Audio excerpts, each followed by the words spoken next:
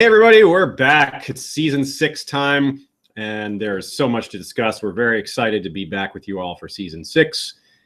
And we know there's so many different reviews out there, so many different people covering Game of Thrones. So we appreciate that you've come to us, whether we're the only one you watch or whether we're one of many. It's great that you chose to spend this time with us. For those who have not watched our season reviews prior to this or are new to History of Westeros podcast in general, quick introduction. I'm Aziz. This is Sean. Hello, everybody. Sean of House Beard. My beard is pitiful compared to his. I'm man enough to admit that. You're too hard on yourself. But the fun stuff is here. I've read the books. I've read the books many times. I've read them, started in 2001. Sean has not read them, so we have a different perspective. I am constantly expecting the show to touch on book plot lines, and sometimes they don't. Quite often they don't, and that leads me astray sometimes. So having a perspective of a non-book reader gives us a good balance, I think. It's worked out for us in the past. People who are familiar with our show, those of you who are returning viewers, I'm sure you agree, or else you probably wouldn't be here watching us again. And if you want to check out some of our earlier reviews, we did a postseason, or rather a preseason predictions and trailer analysis for season 6, and you can go back and check that out and see how good or badly we did with some of our guesses. Also, our review at the end of season 5, we did some of the same things, and that information and material was fresher in our minds at the time, although we did go back and watch season 5 again before the season started. So that's very valuable as well. More stuff you can go back and check on us and see how we did. Grade us on our predictions, or just check it out for the heck of it. In any case, welcome back. We are History of Westeros, and we're excited for season 6. So without any further ado, let's get started. But one quick thing. At the end of this episode, we're going to have some credits, as we always do. After the credits, we're going to discuss what's in the trailer for episode 2. So we're going to keep the spoilery stuff out of that until the end. So if you don't want to hear about our trailer analysis, which might be slightly spoilery, then just quit after the credits and don't listen after that. But if you want to hear that breakdown of our analysis for what we expect next week based on those, coming up next on Game of Thrones, then stick around for that. Okay. It'll be a 3-hour discussion. That's right. Speaking of other people doing reviews of Game of Thrones, it's obviously a huge show. It's HBO's biggest show of all time. So it's no surprise a lot of people are covering it. It's a sensation, and it's a big part of pop culture. But I honestly don't understand how people can do these 10, 20-minute reviews. I mean, that's fine to break it down and just hit the high points. This is the basics of what happened, but really, how can you cover a show? I just don't get it. We talk about this stuff for hours on hours, and it still doesn't feel like enough sometimes.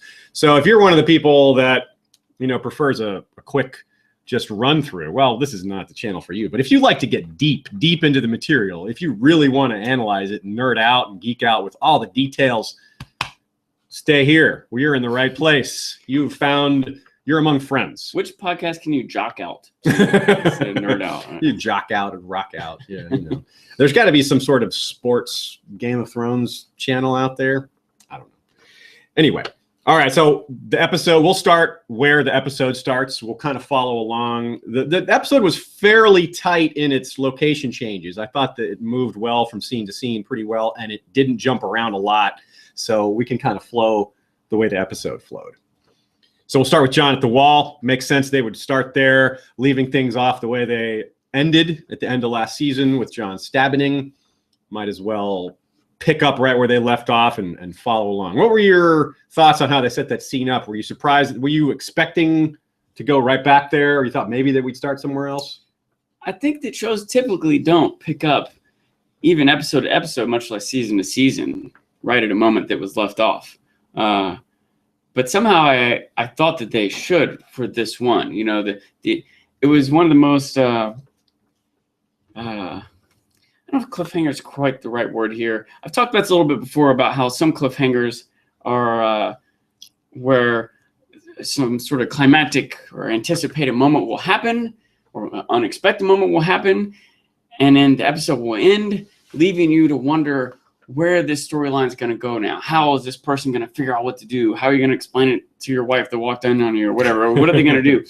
And a lot of times they will skip forward and you don't get to see that tough conversation. You've seen to scene, much less episode. You see the result, season. yeah, or maybe you see a flashback later. But some cliffhangers are more like in the next 3 seconds, someone is going to die or not die. Not like what's going to happen over the next 3 weeks or the next, conversation, or how is someone going to manage their anger, but is someone going to die in the next second? The cliffhanger, the hand slipping off the rock, So it's pretty clear John's dead. It's not quite, cliffhanger isn't quite the right word. It's a lot of blood. It does kind of leave you wondering where are things going at the wall now, but a little more specifically, they kind of did it in the night. Seemed to be maybe not secret. They try to get the key people involved, but someone's got to walk out and see the dead body or hide the body. I think they did that on purpose. Want to know how this is going to play out. I think they wanted to leave the body on purpose to make a statement. They weren't trying to hide it. I mean, Alistair, they were like, "Who did this?" And he just, I did it. Yeah. Yeah. I mean, they weren't trying to hide anything. They weren't trying to conceal anything. I don't think they thought much of just a body lying there. They put the traitor sign there. And I think they wanted people to see that and to show it was clear why they did it. So we kind of break things in and be like, okay, once people confront them about it, they already kind of know what the deal is. They're like, well, they killed him because he's a traitor. It's like, what do you mean he was a traitor? Well, I think it's pretty clear why some of the Night's Watch would see him as a traitor. And I think this was a good, there are a lot of high points in this episode. There's some low points as well. As usual, we will be critical where we need to. We'll try to focus on the good. I prefer that. And I think a lot of you guys do as well. But we're not going to shy away from being critical where it's deserved. We just won't linger on it too much. I'm a fan of the show, and I try to be a positive person. However, I have high standards. There's a lot of shows to watch. There's a lot of great film and experience in the industry, and I kind of expect it to be good. And when they mess up, I'm like, if this is just some random show and they did a poor job, I wouldn't care. I'm not even watching the show. But this is a great show. This is a huge cast, a huge production, an epic story, and they've done so great with so much of it. It's a little extra frustrating when they get something wrong. I agree, and that's a good reason to temper our criticisms as well as our praise, because you're right, the expectations are high, which means the criticism is going to be high. People are going to be nitpicking, especially with a lot of book readers out there. By the way, we have a version of this episode for book readers with a different group of us. Will be out every Wednesday this season. So if you are a book reader and you prefer that style analysis, comparing things to the books, watch out for our reviews on Wednesdays. Anyway, it's true, though. Like you say, there's lots of good TV out there. And this show is so popular that, yeah, they do have to be held to a high standard. Everything they do is put under a microscope. The criticisms are magnified. The praise is magnified. The hype is magnified. Everything is put under a microscope, and that's just what we're dealing with. That's Game of Thrones. That's what it is. That's what it's become. It wasn't like that at the beginning, although it did, even when it was new, it had a lot of hype and fanfare because of the size of the production, the popularity of the books, and all that. Which started off with more than most shows would. Yeah, that's true. They and of course HBO's changed how they do things. Back in 10 years ago, they were less committed to shows that they've made. They were more willing to drop them without resolution. Now they just set out to. They're not going to do that anymore. They realize they leave audiences hanging. It creates it's not a good thing to do to treat an audience that way, to leave a show hanging. So they're more committed. Now this, of course, that's hardly an issue with Game of Thrones. It's so popular that odds of it falling off to the point where they have to drop the budget and all that seem very small at this point, especially considering we're not that far from the ending, so to speak. Relatively, it's still seasons away. But I have a few friends who might complain, like, oh, the sand snakes, the door and stuff, or I'm upset that in the book this or that happened, or that action scene was so lame. By the way, I've said a lot of these things myself. Yet, keep watching it. Yeah, like it's not. I mean, we had a bunch of friends over. It was an event. It was not even remotely an option to not watch it. Yeah, as much as even with several things to complain about, that was not going to happen. There's a lot of book readers have given up on the show, and I respect that. But it's not me. I prefer to watch. I think there's plenty to take out of the show, even if maybe some of the plot lines are weak or whatever. It's beautiful. Like the scenery in this episode was awesome. And that's one of the things you can really tell is a difference from season 1, 2, 3, 4, 5. The budget's gotten bigger, and it shows in shots like that. There were so many beautiful location shots. The music was really powerful, I thought. It adds a lot to things. It made some of the scenes really emotional or creepy or just had you on the edge of your seat. I took note of Melisandre's theme, by the way. It occurred to me that she's had it in the past, but it was really featured. And gave a certain tone to her scenes. We'll certainly talk about that scene when we get to it because it's the end. But just for now, that was creepy. Yeah. It was like, felt like a horror film scene almost. Anyway, okay, let's get back to Jon. What did you think of Sir? I thought Sir Alistair's speech was really good. I thought he presented it really well. It was kind of an honorable way to go about it. It's like, yeah, we're traitors, but we had the best reason possible for being traitors, and it seemed to kind of work. Like the people that were yelling and angry, they calmed down a bit. Maybe it was because they realized they were so outnumbered, or maybe they were convinced by the argument. Yeah, some of Jon's supporters weren't there, right? True. If they had been there, it might have been more contentious. It might have been more. Might have gotten ugly. Alistair yeah. But it seemed like he kind of got them in hand a bit. Maybe there's still some resentment. Maybe some of them will switch sides if it really comes to violence. Maybe some of them will end up siding with Ed's group. But putting yourself in the perspective of Sir Alistair, what did you think of his argument? What do you think of his point? Like, not setting aside any like you have for Jon, if that's possible, putting yourself in Sir Alistair's place and the other brothers. Does he seem like a traitor? Not that killing him necessarily was the right move, but did you think? What do you agree, at least on some level, that his actions would destroy the Watch? That's what Jon. That's the way Alistair put it. He said he gave us a choice. We took it, but the choice was, and he's like, Jon. I believe that Jon really thought he was doing the right thing. So he's kind of throwing a bone to Jon's supporters, saying, look, I think he was an honorable guy, but ultimately he was going to ruin us. Which was smart politically on Alistair's part to at least, recognize he's not there to just talk down on Jon or kill him because he's mad or didn't.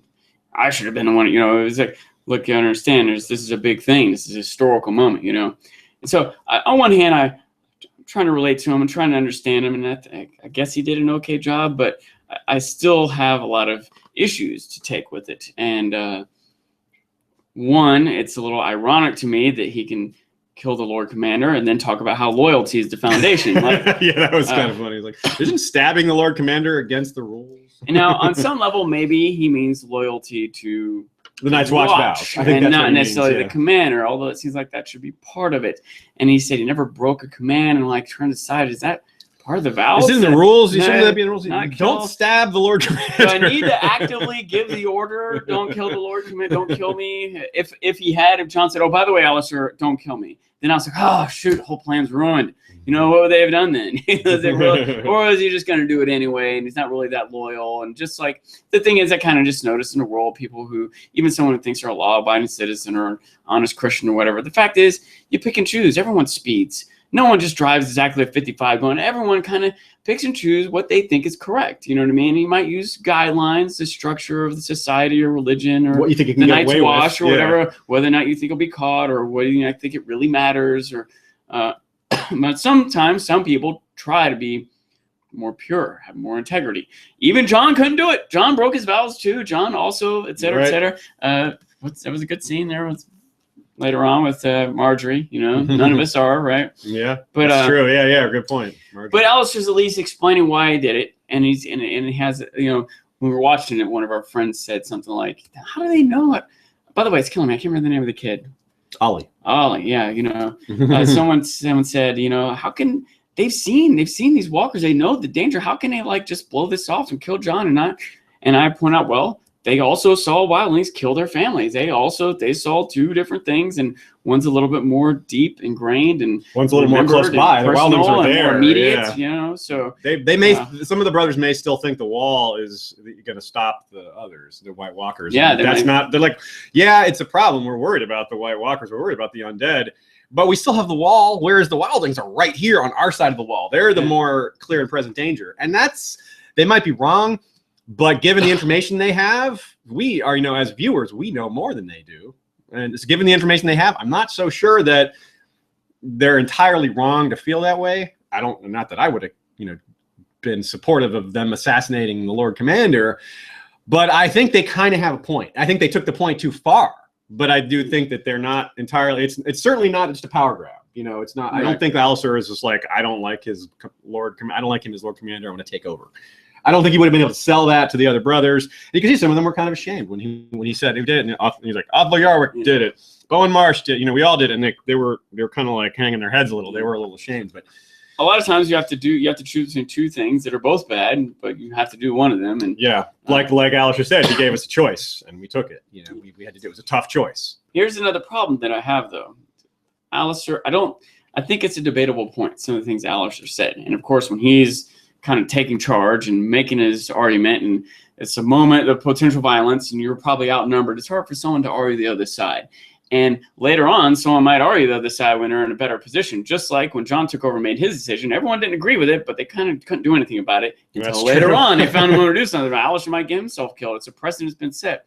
But what I mean to say is that Alistair's argument was that Jon's going to ruin us. The decisions he's making, are we really traitors because we're loyal to the Watch and Jon's ruining the Watch? Maybe he's a traitor. Maybe we're saving the Watch. Maybe we're not, maybe he's just a bigger traitor than we are. Right? Maybe we can justify our treachery because he's going to ruin what we are. So, all right, what are you? That's what you have to ask, I think. And I think that Alistair and many of the Wall, and probably most people, think that the Wall's there to protect from the wildlings. And someone might say, whoa, monsters. But everyone, monsters, come on, give me a break. We're here to fight the wildlings. That's what we're here for. Now there happen to be monsters. We know it. And now they know it too. And if Jon's idea is to protect the realm of men, right? In fact, Davos even tried to use that to kind of twist the word. Sam tried to twist the words of the vow to make Jon feel okay with sleeping with another woman. And Davos tried to twist the words of the vow to make it okay for him to go fight at Winterfell. You're protecting the realms of men. And, well, Jon twisted the words of the vow to, well, maybe he didn't twist it, but what his everyone is currently interpreting, right, is stop the wildlings. But he's like, hold on. It's not just the wildlings. It's the realms of men. There's men and women and children on the other side of this wall. I need to save them. That's what the Watch is supposed to be doing. Yeah. And so that's the thing that Alistair isn't quite addressing or even self-aware of that I take issue with. And I don't know how many other of these like illiterate, brainwashed, criminals aren't necessarily going to go through this intellectual thought process of defining who we are. You know what I mean? Yeah, it's a little fuck the wildlings, Okay, so a couple other thoughts about this scene, though. There's other angles to look at this. A few people wonder why Davos cares about Jon at all. Why is Davos getting involved in this? Why is he putting himself in danger for Jon Snow? I've got an answer for that. Maybe you've got a different take. But I think it's because Jon is a lot like Stannis. And Davos followed Stannis because he had a sense of justice, because he put the realm first, and because he was honorable. And I think Davos recognizes that in Jon. Jon's the same kind of guy. He just like Stannis, Jon was willing to do really unpopular things because he thought they were the right thing to do. And of course, this unpopular thing got him killed. Whereas Stannis being a king, it's a harder thing to kill a king, for one thing, and it's a bigger deal to kill a king. There's kind of a superstition, a religious thing about just slaying kings, whereas Jon is just, an up-jumped bastard by some of their standards. And of course, not that it stops Stannis from being killed, but it's a different kind of ball game. And I don't know, what did you think of that? What did you think of Davos and Jon? Did that occur to you at all, or was that just kind of a natural thing? I didn't think of it very actively, but as I think about it, it is weird for him to just be defaulted to Jon's side. He also did seem to show an air of respect to Alistair Thorne too. And some suspicion too. But it occurred to me that it where my thoughts were is that he might just be associated with Jon. The people on the wall might just be associating. Here comes the king and the king's henchmen, and they're all buddy with Jon. We're going to kill him. Now the king's gone. We're against Jon. Here comes the king's buddy guy, buddying up to Jon. Like, he might not necessarily want to or need to support Jon, who's dead anyway, but he might not have. The other people might have just sort of decided he's on that side. He's in the room with the body and Jon's other supporters. Now, that doesn't mean he wouldn't support Jon, even though he's dead. What you're saying makes sense. He's the guy to follow. He was the Lord Commander. He thinks that what happened was wrong. Davos has a sense of justice himself, and he's like, well, this was wrong what these guys did. They killed. As I think about it, that's kind of more what I think is that he's in a room with the people who think what happened was wrong. And they may have a bias because this was their friend. Davos has less of a bias, but still feels like it was wrong. And he's in a room with these people, so they're on one side and everyone else is on the other. He also just has nothing to do. His king is dead. He's like masterless, landless. Does he know? Does he know his king's dead? Yeah, Melisandre came back and described what happened. And she was like, and he's like, Stannis? And he's like, she's just bowing her head. She's like, yeah, he's gone. I mean, he doesn't have proof, but he was told, and he has no reason to doubt it. He may have some hope, I guess. But there's also no news has come back or anything. There's probably going to be some sort of news coming to confirm it. But yeah, he's pretty much on his own now. And that's kind of an interesting thing for him. Now, what about Dolorous Ed and he's clearly going after to find the wildlings to bring them. Personally, I think he's going to be successful. I think that's what's going to save these guys. I don't think they're all just going to get slaughtered. I don't think Davos dies here. Well, but it could happen. I don't think Davos dies here, although I'm curious about how it's going to go down the road. We're going to start intertwining storylines, but I just wonder where things will go. Here's the thought that I have. So at the wall, they decide Jon let the wildlings through, so we have to kill Jon. Okay, there, we kill Jon. Now, there's still all these wildlings that we let through. Like, if that's really our concern, he's mad because Jon gave him that land, or they can't go there's like 40 of them. They can't just go take out thousands of wildlings. Like, there's still, even if the wildlings aren't actively coming after them in Castle Black, it seems like you still don't have your mission that you're trying to stick to, this idea of who you are on the watch. It's almost too late. Yeah, it's like Jon is giving them the land. Well, no, he already gave it. Yeah, they're already through. They already got the land. And that's another thing that I don't know what they think their next step is. I don't think they perceive the threat of the wildlings being mad about Jon's death. I think they thought that the wildlings are a threat, period. What they did to Jon or didn't do to Jon isn't going to matter. But they're not going to be able to deal with the threat. They are worried that eventually the wildlings are going to kill them. And as long as Jon's in the way, they're never going to be able to stop that. Yeah. This gives them a chance. They're still outnumbered. They're still in a bad spot. But this gives them a chance because with the leader who's going to treat those people as allies, when to them it's a knife at their throat, at least to Alliser and his people that agreed with him. So I think that from their perspective, they're not really any worse than they were off. They're still in great danger, and they were in great danger before. But now at least they have leadership that agrees with what needs to be done. Whether or not, they're on the path that they think is better. So it's a rock and a hard place kind of situation. What do we think is going to happen when Ed gets the wildlings and come back? Is he trying to get like a commando team to break him out of that room? No, I think the wildlings an army to take over the wall. Yeah, I think that's what's going to happen. I think they're going to. Are the wildlings going to become the new Watch? They command that wall. They command all the castles. It's true. If they are, I mean, they know more than anyone how. I mean, they're not going to take the Black. They're going to take the oath, but they might. I mean, a few of them might. But maybe in the future, instead of taking the Black, you take the wildling. Take the stone axe of dedication, whatever. They'll make up some sort of clever name for it. But no, I do think that some of them will probably agree that what needs to be done is to fight the White Walkers, and that the wall is a good place to do that. Well, they'll never, I don't know if they'll ever get along with the Night's Watch. Maybe some of them they will, like they did with Jon. They have grudging respect for him.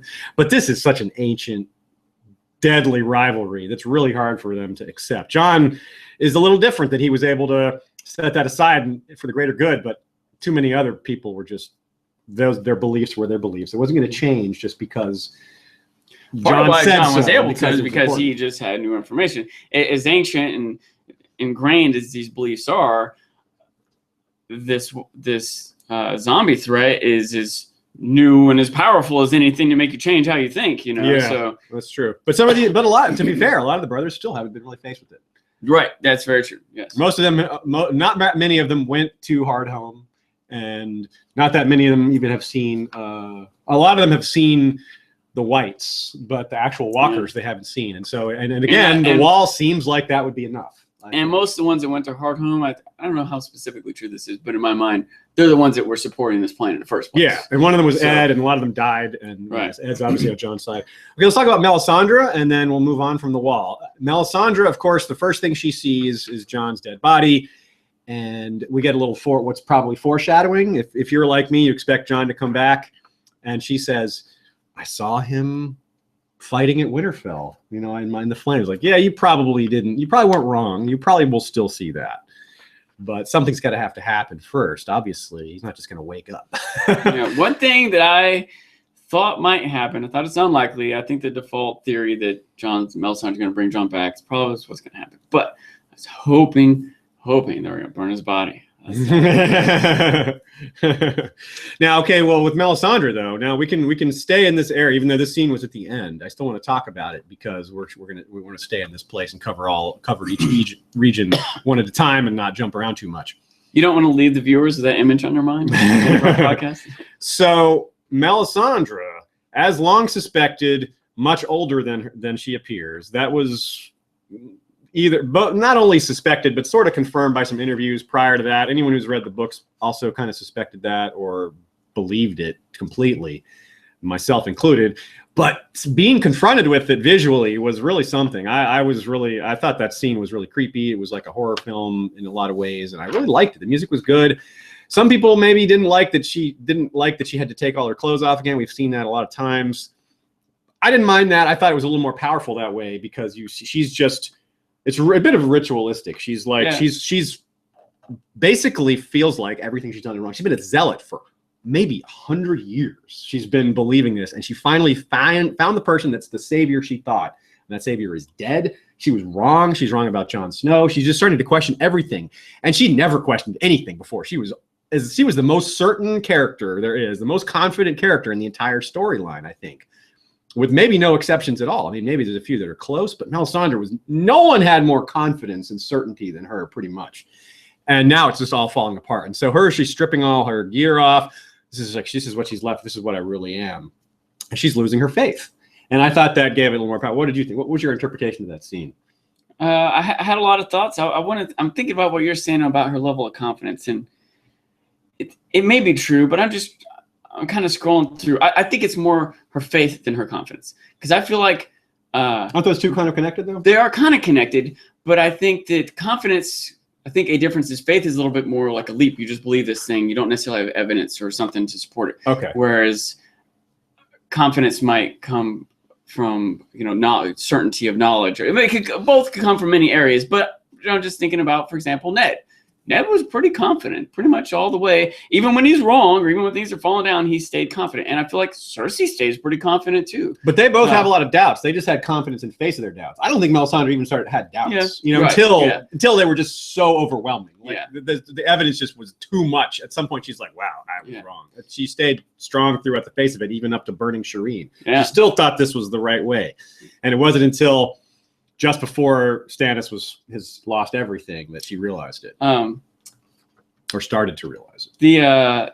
I think another thought I had, what's happening in a scene is she's kind of like bearing her soul, if you will, and it's an interesting parallel, I think, to Cersei, when Cersei was kind of stripped nude and sent out to face her wrongs, to see what she really is beneath the majesty. Cersei, this is what's there. Yeah, and Cersei would never choose to do that. She's, what I mean? But Melisandre's choosing. She's like, she's sort of reevaluating. She's not showing anybody choosing else, to take this off and look at herself. You know what I mean? Maybe she does it every night, and this is the first time we saw it. But part of me, this is like a moment for her. Yeah. Part of me wanted it to just be the mirror image. You could see like, oh my goodness, she's really old, and then not see the whole thing. And it was a little, but that's not really the way the show operates. They like to be kind of shocking, and they like to give you the whole view. It's not, that mystery is an important part of the show, but they also they don't like to dance around the mystery and when they're presented. When it's time, yeah. A couple other thoughts, by the way. Weird for me to say, but I'm kind of glad. I can't even say it. I am kind of glad they did it that way, because I really like to see naked old people. Because one, I remember thinking in a lot of the imagery, the trailers and stuff building up to this, you see Melisandre about to take her top off, and I kind of roll my eyes at that. Again? Yeah, exactly. At least they're kind of recognizing. Maybe they know this appeals, but now I feel like it's like a reveal and another level. Yeah. And they kind of this thing that maybe have been this, sensualized thing is taken a very different direction. And additionally, I think they kind of took their time with the scene. It was no dialogue, kind of stretched out the music. Yeah. And something I've learned that when films do this, an effect it has, and usually an intention that the filmmakers have, is to make you think. You're sitting there and thought. Your mind starts to spin on, what does this mean? What does she think? Why is she thinking this? What do I think about that? And it gives you time to reflect on what's happening. It's interesting too that you made you talked about how this paralleled Cersei's walk of shame a little bit, and this also parallels Cersei, what we're going to talk about in a minute when we get to King's Landing, talking about how she talked about what happens when you die, and talking about the body getting older and getting gruesome. Yeah. I thought that was a neat little parallel. I don't know if that was even intentional. Cersei also losing, falling into despair. Like even when it looks bright, no, it's still bad. Her mad confidence is totally shaken. Right. Yeah, you have these two really powerful female characters that have just lost lost so much confidence. And also kind of connected to a prophecy, right? Melisandre, all these visions and prophecies she's expecting not happening the way she thought. Whereas Cersei, the prophecy she was trying to ignore is happening. Yeah, she's like, no, it really is true. It really is true. Yeah, that's a really interesting dichotomy there. You have both people kind of at the same place, but for the opposite reason. One is like, oh my God, the prophecies are true. And one is, oh my God, the prophecies are not true. Yeah. It's really, really neat. I think, and sometimes when we really focus on the details, we miss these thematic elements. And this is one of the fun things that I like to go back. Personally, I've seen the episode 3 times now, and my own process is the first time I watch it as a fan, of course, I'm going to pick up things here and there. The second time, I try to be more critical. The third time, I have a plan for what I'm going to try to. I need to look at that scene a little more carefully and maybe pause. And that's it's like the genesis of each viewing. And before we do our Wednesday review, I'm going to have watched it at least one more time as well. That is a thing that, to me, is like at least a sign of a good show, work of literature or art or whatever, is that typically on the surface, when you watch things, you're just the image, the character name, plot points, stuff happens. But there is so much more to it when you pay attention to the banner in the background, the facial expression of they didn't just like speak these lines and hit these plot points. There's a lot of depth. Every little moment and image and camera shot and lighting is all by design. It all has an intention. And once you see it a second, third time, you've got the superficial stuff is in your brain. You start to pick up on the more nuanced stuff, and realize that it's there and it adds to it. Yeah, it really is, and it shows you that's the kind of thing that the book readers, and myself being one, we really appreciate, because George does that a lot. But it's easier to see those things.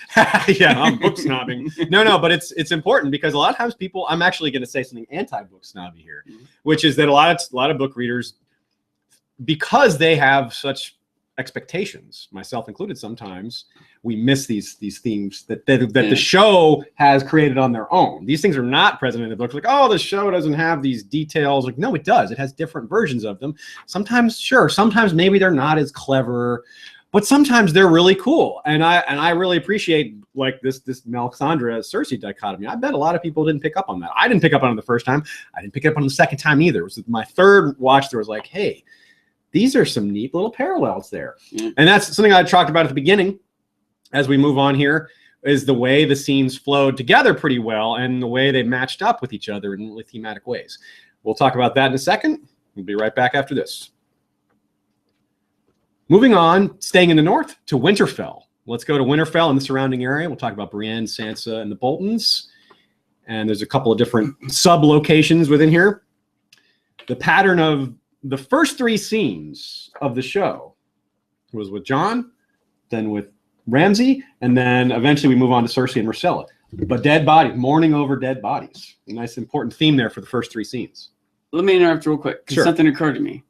We didn't get a prologue. We did not get a prologue this time. They just went straight into it. You're right. People were kind of expecting maybe there would be a flashback scene, because we know Bran is coming back this season. Maybe they would start with that. But I can see why they just went straight back to Jon. I can too. And I didn't think to compare it, but I feel like it was an extended catch-up. The previously on. Yes, there was a lot to go through, and and on one hand, I feel like it was a good 7 minutes of the episode. I think. I think that they, again, I could probably do some more research and be more definitive about this, but I feel like we hit on more different characters and plot lines than normal, maybe than ever. I think that might be true, but I also think that as sprawling as the show is, some of those locations have condensed a bit. True, and that's lines have been cut off. For example, before when we were in Essos, we were just in Essos with Dany and Grey Worm and everyone. But now we go to Essos and we have to go to different groups of people in different places. You know? So meanwhile, though, like in the north, there's fewer things going on. Now there's no more Bolton Stannis conflict. There's still a Bolton North conflict. There's still conflicts there, but Stannis is out of the picture, and we don't have, and now Brienne and Sansa are together now. And now as well, Cersei and Jaime are back together for now. Maybe they'll split up again. But there's Jaime and Dorne, and Cersei and King's Landing, and now they're together again. So it's a lot of these things are coming together. And now Marjorie and Loras are both the prisoners of the faith. And the faith being a subplot of its own is now merged with the other plots. So I think that's part of it. And a lot of things have come together. That's nice.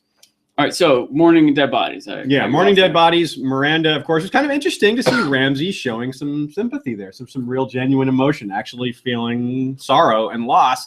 And he explains why he liked her, which I thought was pretty cool. He says she was the only one not afraid of me. Yeah, I thought that was really neat. He also showed his utilitarianism.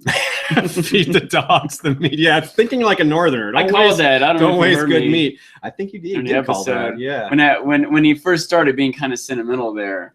And I was like, yeah, just feed her to the dogs. and then the Meister asked, and I was like, no way.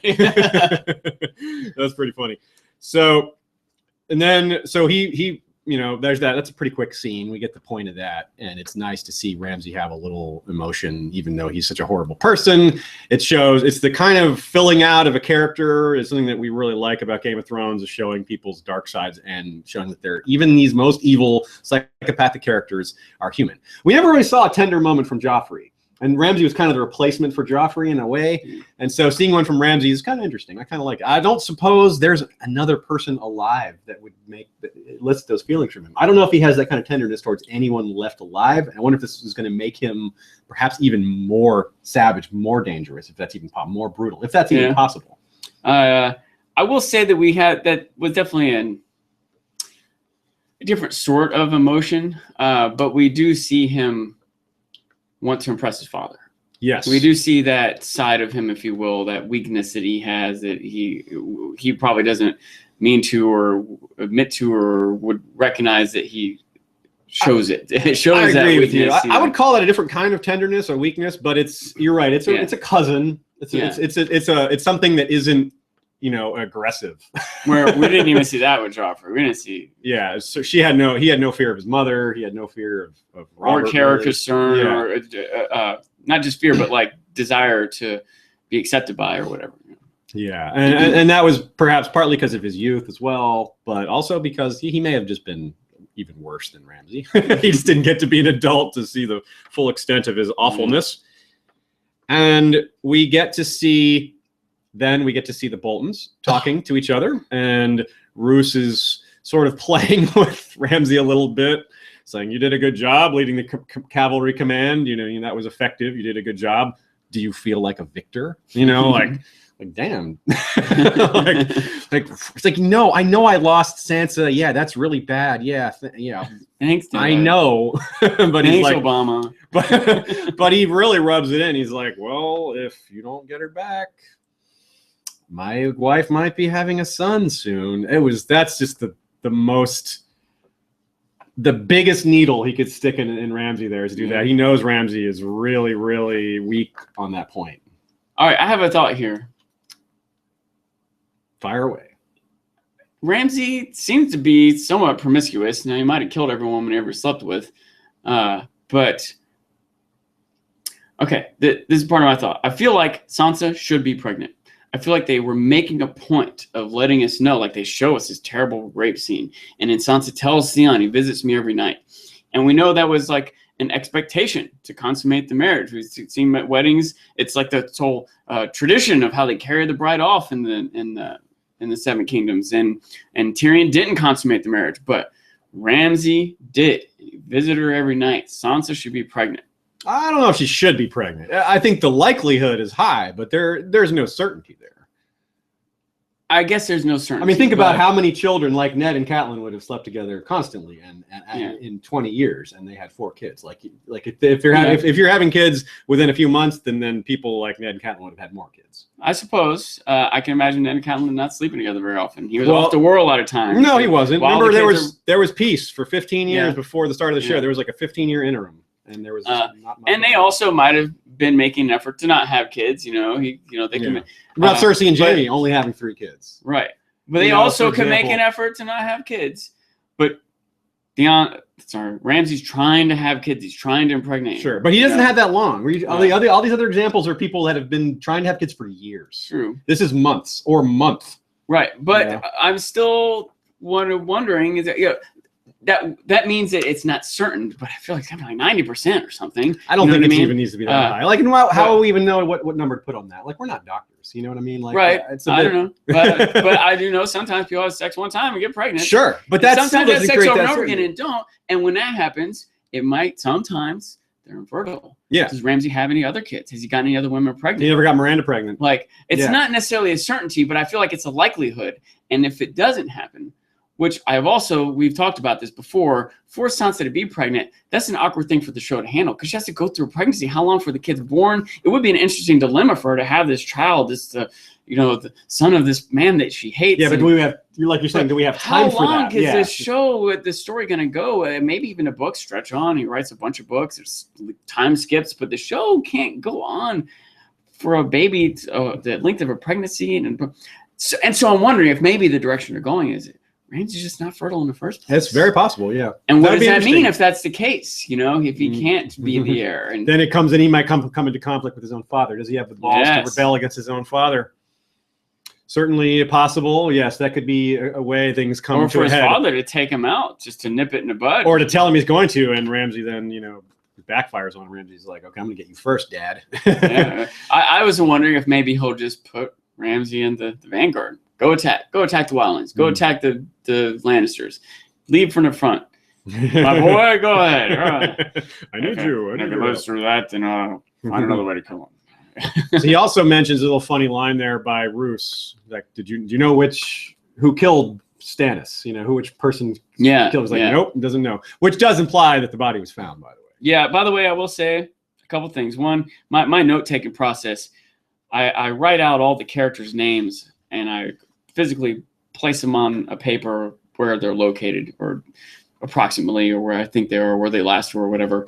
And through the show, I'll draw lines, connections of characters' interaction, pull up footnotes, and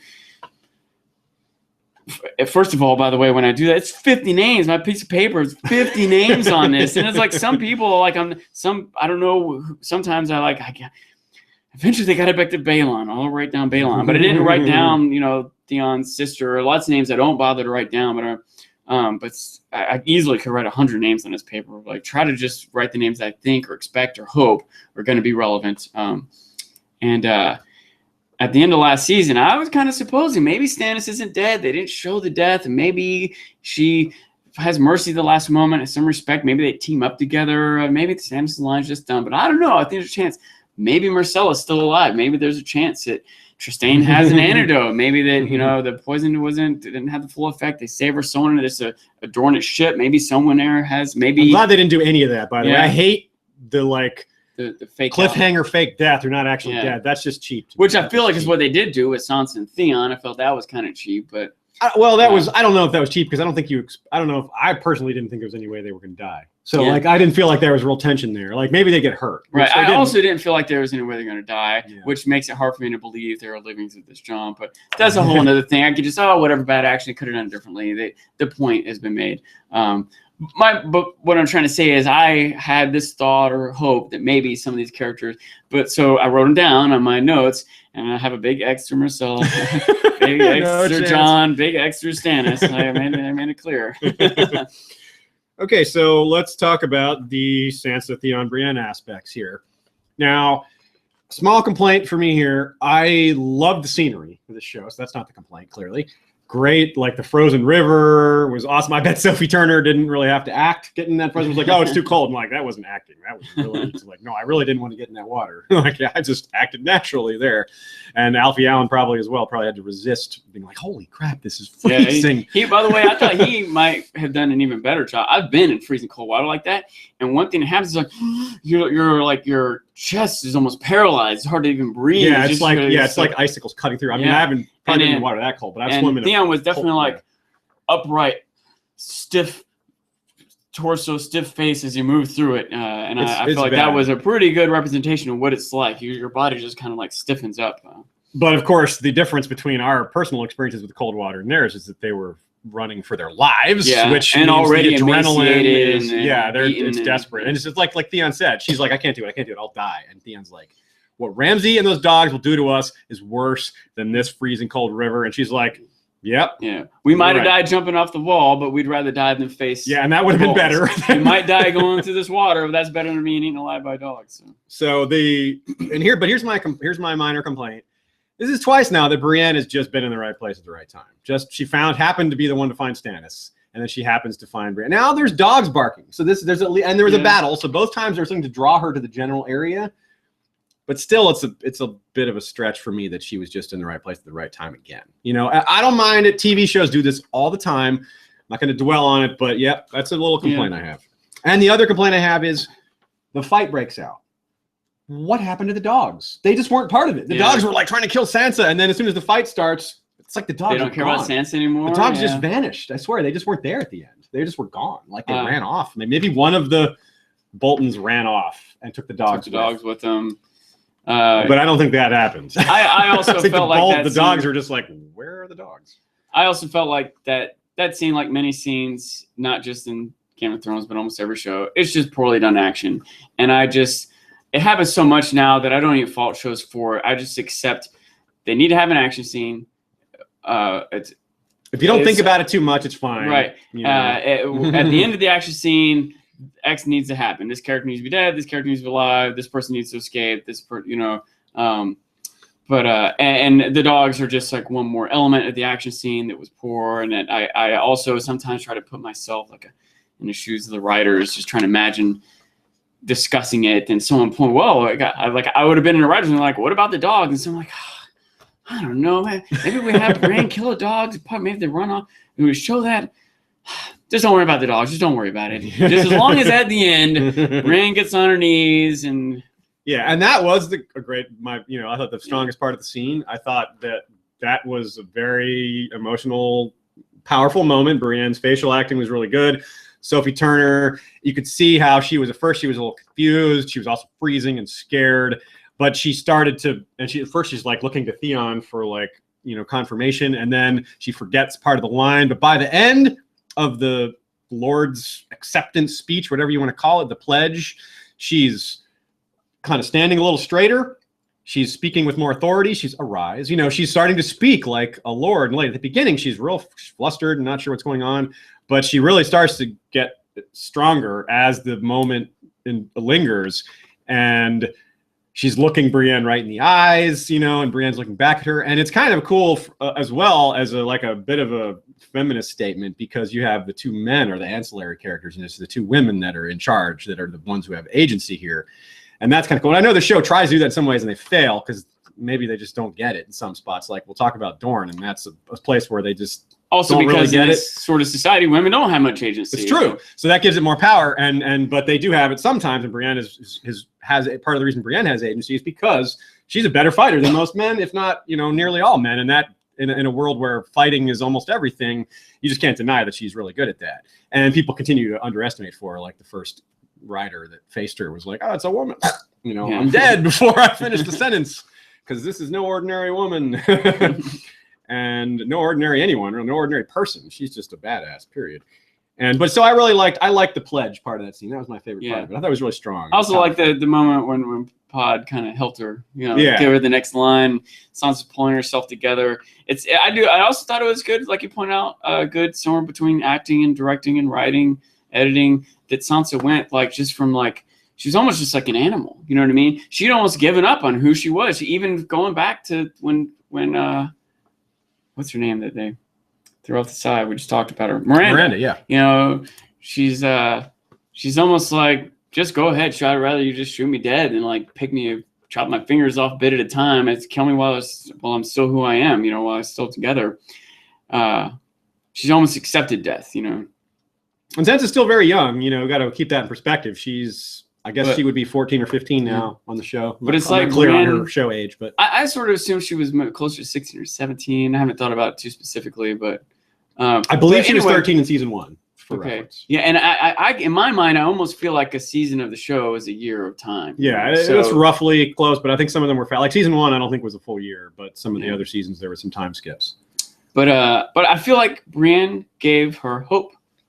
I feel like it might have just been regaining some warmth after the cold water and regaining some, some amount of fear being appeased as the dogs aren't right in her face anymore magically.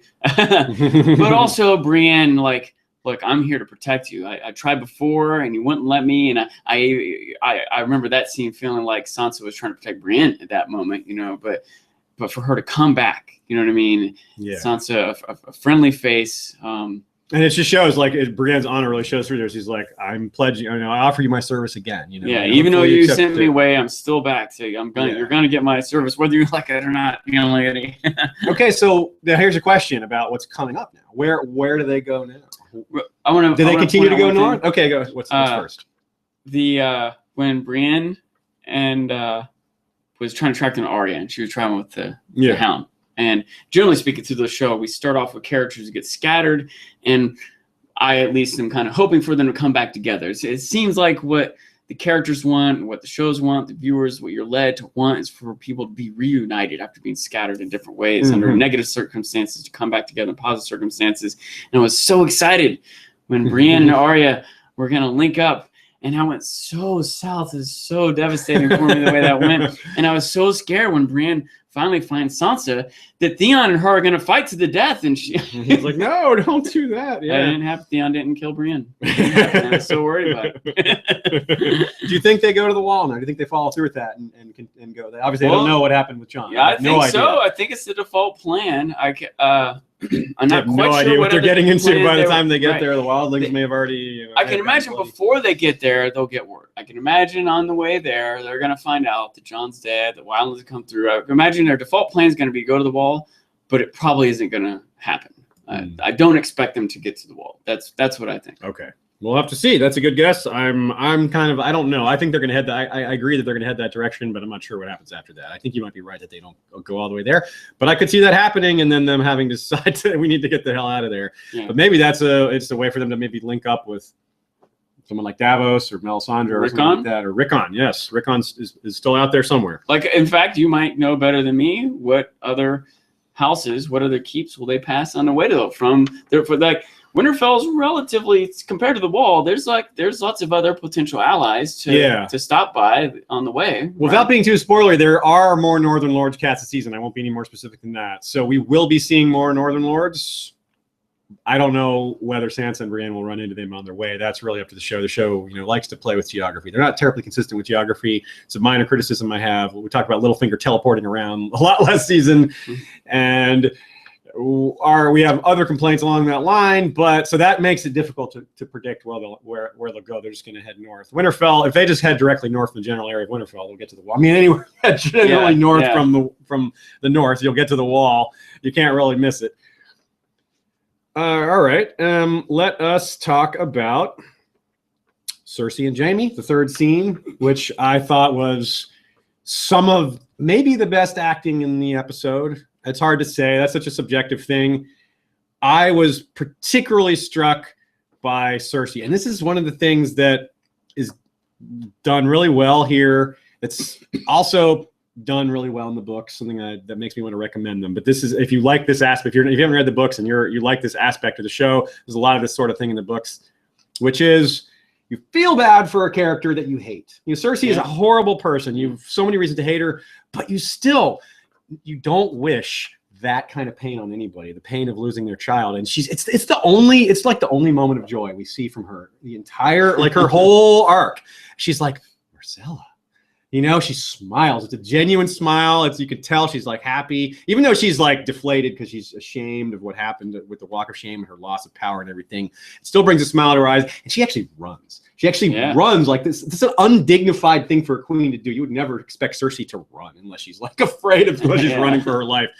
But she's so eager to see Marcella. She runs, and then the camera's on her face, and she's smiling, and then it's just such a gradual change of her it was really powerful. I was like, wow, that was good. And every time, and like I said, watching 3 times, every time I was like, man, that just gets me. I also, when rewatching it, was trying to find the moment when she stopped smiling. Like, she's definitely smiling at the beginning, and she's definitely not smiling at the end. And I can't find the moment when it stopped. So I'm actively paying attention to this slow, gradual, definitive shift in facial expressions. It was really good. You wonder if Lena Headey is like just that good, or if she's like tapping into some sort of pain she's felt in her life to trigger that, to make that, because it was just so good. And then she goes inside, and then they kind of skip over the landing, the actual, and they go back inside, and the bell's tolling, and then Jaime and Cersei face each other. And Cersei's dialogue I thought was really good there. The whole like thinking about her mother's body and everything was like, that was really powerful. Contrast a little bit, I wasn't so excited about Jaime's responses. I thought that dialogue wasn't great. His first few lines were good, the way he comforted her a little, but then the whole like, we're going to take everything back, they took like, what are you talking about? Yeah. You can't take back the fact that they killed your kids. You can't, Cersei's probably too old to make new kids, you know? You can't take that back. Maybe he's just trying to make her feel better. Yeah, I took it as, I thought his lines were kind of generic or cliche-ish. But a lot of times in someone's moment of pain, you just be supportive. Yeah. You're just being supportive. Yeah, it's okay. Yeah. What can he say there? You're right. Yeah. What can he say? Yeah. Well, you still got Tom, and we'll go. The White Walkers will animate her body, and we'll be. She'll be back with us. I think I did say that's right. Give her to Qyburn. You did during the episode. Sean's like, give her to Qyburn. Yeah, that would be scary. So, really strong moment, and it's going to lead to, of course, the fallout from this is going to be significant. We'll use this as a segue to move from here to the counterpoint to this, which is what's happening in Dorne, and that's where this fallout is going to be. Of course, the relationship between the throne and Dorne is now just in tatters, and it's, you know, and the one man in Dorne who was trying to who worked towards peace and worked towards avoiding this sort of conflict is, well, quite unambiguously dead. But before we go there, any more thoughts on Jaime and Cersei and maybe what's coming up? Do you have any ideas for where this might lead in the short term? Or do you think that they still have to figure out their next move? I don't know. I mean, I've thought this many times. I feel like the question is almost even bigger than just Jaime or Cersei, especially because Cersei is, acting queen. There's so many. I don't even know where to start. They have so many problems just right then at King's Landing. Like they can hardly think about Dorne right now. Who? Excuse me. I guess Kevin is effectively running things right now. In a sense, yeah, he sort of is. Yeah, they haven't really shown it, but yeah, Kevin's around. But I suppose if he wasn't, it seems like it should fall to Cersei, although Marjorie's certainly trying to take charge. Tommen doesn't know what the heck's going on, is however much you want to be, even if he I don't know, I don't want to be too negative, but if he was a little more assertive and was trying to educate himself and became more savvy to the games that were going on, he still just doesn't have the slightest clue what to do about Dorne. You know what I mean? He just doesn't have the experience and the... It's true. I don't know what they're going to do, but even if Cersei was just in charge or Kevin or someone who more appropriate, or the council is working well together, what do they do about the fact that the North is broken off, Balon's broken off, the Riverlands aren't behind them. Now Dorne is probably going to form an army and attack. And just thinking about all this started to even lead me on trying to answer the question about what are Cersei and Jaime going to do next. I have no clue. I can't imagine. They're just going to try to not get killed. I think they got to make it through trials. Step A1, Cersei's got to go through a trial. She's got to. They at least have to make it known what happened, to make it known that they intend to. Like if they don't make a statement, say we're these are our enemies now, it looks weak. They murdered a princess of the royal blood. They can't just do. They can't. They have to at least put a brave face on and say, look, we're going to get them. But they may not be able to take action for a while, like you say. There's too many pressing things. The thing is, they might not need to. This literally just occurred to me. On some level, it seems like Ilaria, is it's a coup. She wants revenge. She wants to get back to the Lannisters. She doesn't care about the Seven Kingdoms. She wants to. And she'll do anything to get there, right? Well, I feel like at the end of this, it's not like revenge done. You know what I mean? On one hand, maybe it should be like all the people that she would want to get revenge against are pretty much dead. So maybe she is just done. But it seems like there's got to be more to. Someone's got to lead Dorne now. Maybe they'll just squabble and figure that out. Is Dorne still going to be part of the Seven Kingdoms? Say they did want to. Who are they pledging fealty to at this moment? Say whatever the appropriate leaders stepped up, whatever house took over for the Martells and Dorne. and said, and had to make this decision: are we going to declare independence? Everyone else did, or are we going to stick with the kingdom? Who would they be sticking with? Who is the person that they, Tommen? Like, yeah, you're right. It might be a play for independence. So, that might be what they're after. And it's a good time to try with, like you said, there's so many other kingdoms have broken free. Like, this is the time to do it. And you know when they what can't would be really focused seal on. the deal is what might have been part of the thing that didn't occur to us just now, is that killing Trystane could be framing them. Could be framing them. If those girls could just kill him and escape and go back, and now Trystane's dead. What do you mean Trystane's dead? That's it. War. Dorne's going to war, you know? Interesting. I hadn't thought of that either. Who is going to be blamed for Trystane's death? Okay, well, let's go ahead and take a short break. Well, stuff there, yeah. No, it's a good segue, and we need to move on to that spot anyway. We've covered the 3 dead body scenes that are kind of, that's the overlay for those scenes. And of course, I guess what we'll do is we'll go ahead and come back to the High Sparrow stuff, and we'll go into Dorne because it's so related to this King's Landing stuff. So back after this. Dorne was probably the least popular aspect of last season. It was, to be honest, a lot of aspects of it were not well done. Some people would be a lot more critical than that. They would they wouldn't put it as mildly as I did. And frankly, it's kind of, I would say it's kind of bad, but a lot more so than bad, it's confusing. I don't understand what's happening with this plot line. I don't understand, like you say, what is their end game? What is Ilaria doing? Is Ilaria now in charge of Dorne? I don't think so. I think somebody else, they have maybe some other claimant, but who? It's confusing to me. I don't know what their end game is, yet the Palace Guard were all just with them. They were all in on it. You know, they were like, not in on it. They didn't help kill him, but they just certainly didn't lift a finger. Stop. So that was, I don't know what they were guarding. it was clearly prearranged. They either through a combination of bribery or genuine disloyalty they were just waiting for someone to do this sort of thing. I don't know. I will say one thing. That once again didn't quite occur to me just now, but Shea and you both, where your mind went with that scene is like, who's in charge of Dorne now? I didn't really cross my mind. I didn't think about that. I wasn't like concerned about that. Maybe I should have been. Once you guys brought it up, I started thinking about it, but it wasn't really where my mind went. Because now they're in conflict with the Iron Throne. Now there's like a reason for the Iron Throne to go. Instead of them being attached to the Iron Throne with an alliance through the marriage, now they're an enemy. And so now, which is what they wanted. They didn't want peace with the people that murdered their family so many years ago, and recently with Oberyn. Although as we know, he wasn't actually murdered. Yeah. But still, they wanted revenge for that. They wanted revenge for Elia so many years ago, and Doran wasn't going to give them revenge the way they saw it. And so this is the only way to make it happen, was for them to kill the princess and make it a reality. Now there's war, whether anyone wants it or not, because you just can't forgive something like that. Yeah. But who's going to lead this war effort? Is Ilaria in charge? I don't know. I don't think she is. She's literally, I mean, she does have a noble father, but she's a bastard, and like a bastard just becoming the ruling lord of a province, of a region like that, just seems a little far-fetched.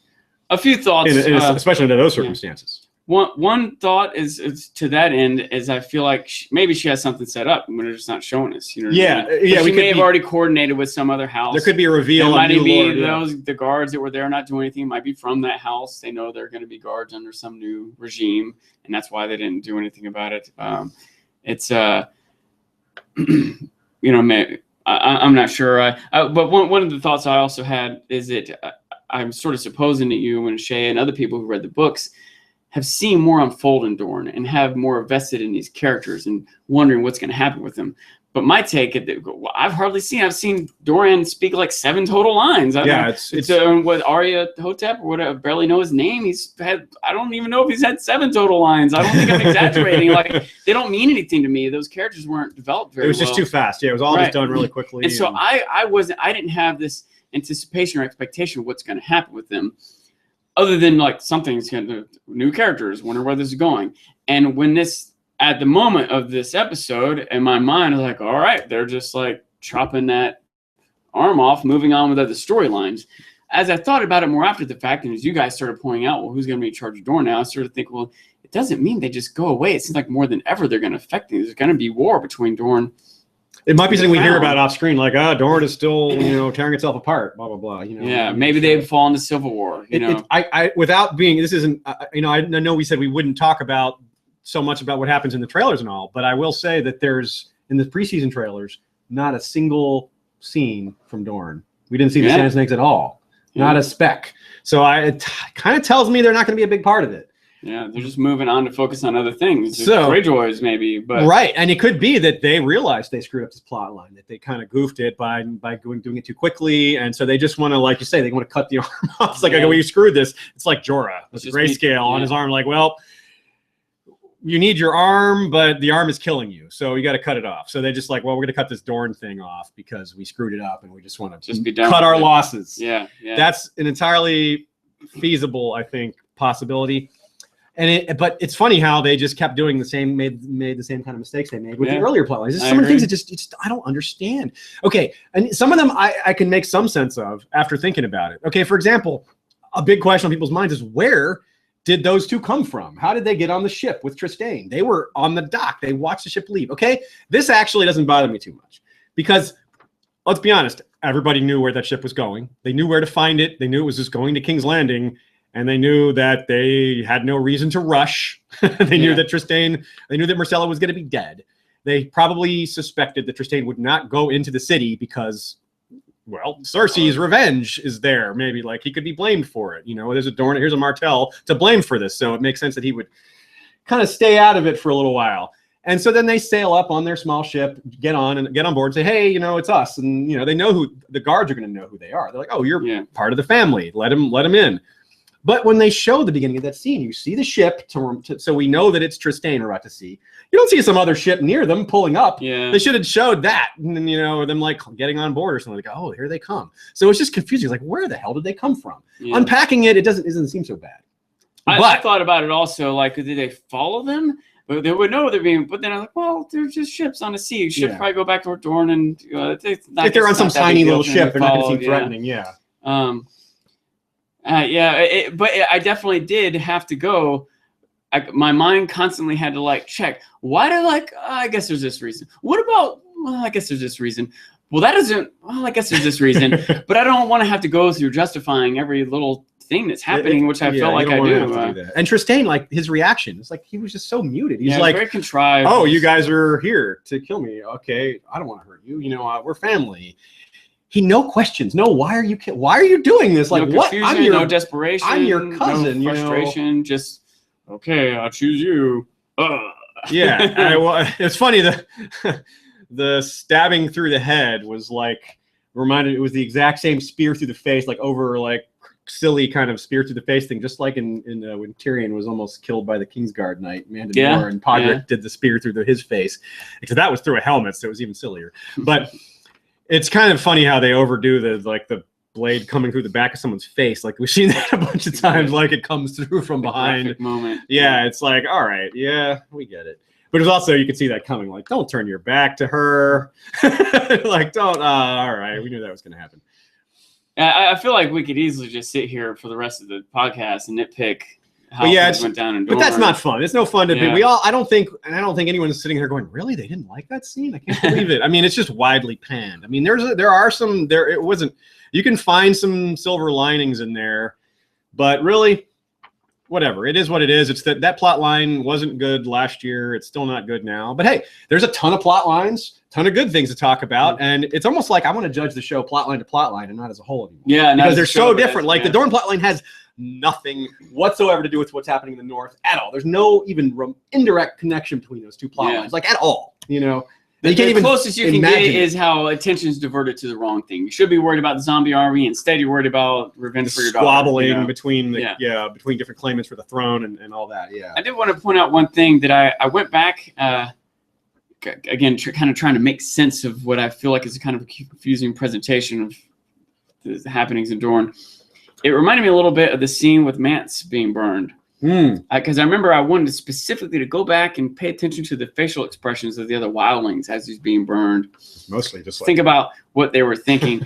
and pretty much they were horrified. They're trying to hide it, but they were like, some of them potentially were horrified, but generally speaking, I feel like they were stone-faced. I feel like the direction that they were given was to be as serious and solemn and unrevealing as possible, which could come across as horrifying when you know they're witnessing a body being burned. But someone might have been like holding back anger or confused, just or being it was stoic. Like, yeah, stoic. You know, like tough, strong. I'm not going to break down. I'm not going to, you know.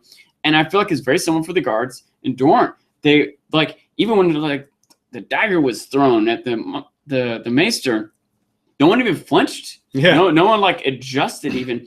They did look down. The guards were like their eyes were looking down at Doran's body on the ground. Yeah. But that was the most reaction any of those guards gave. They were kind of like, it was almost like they were I almost saw contempt in there in one or two of the faces. Right. Yeah. And it did start to lead me to believe on some level they had to be that Ilaria was right. What she was saying was like, your people hate you. Yeah, because she did say, right. When's the last time you left this palace? You're out of touch. You don't understand. And maybe all these guards were like, yeah, screw that guy. He didn't do anything. It's about time someone took care of him, you know.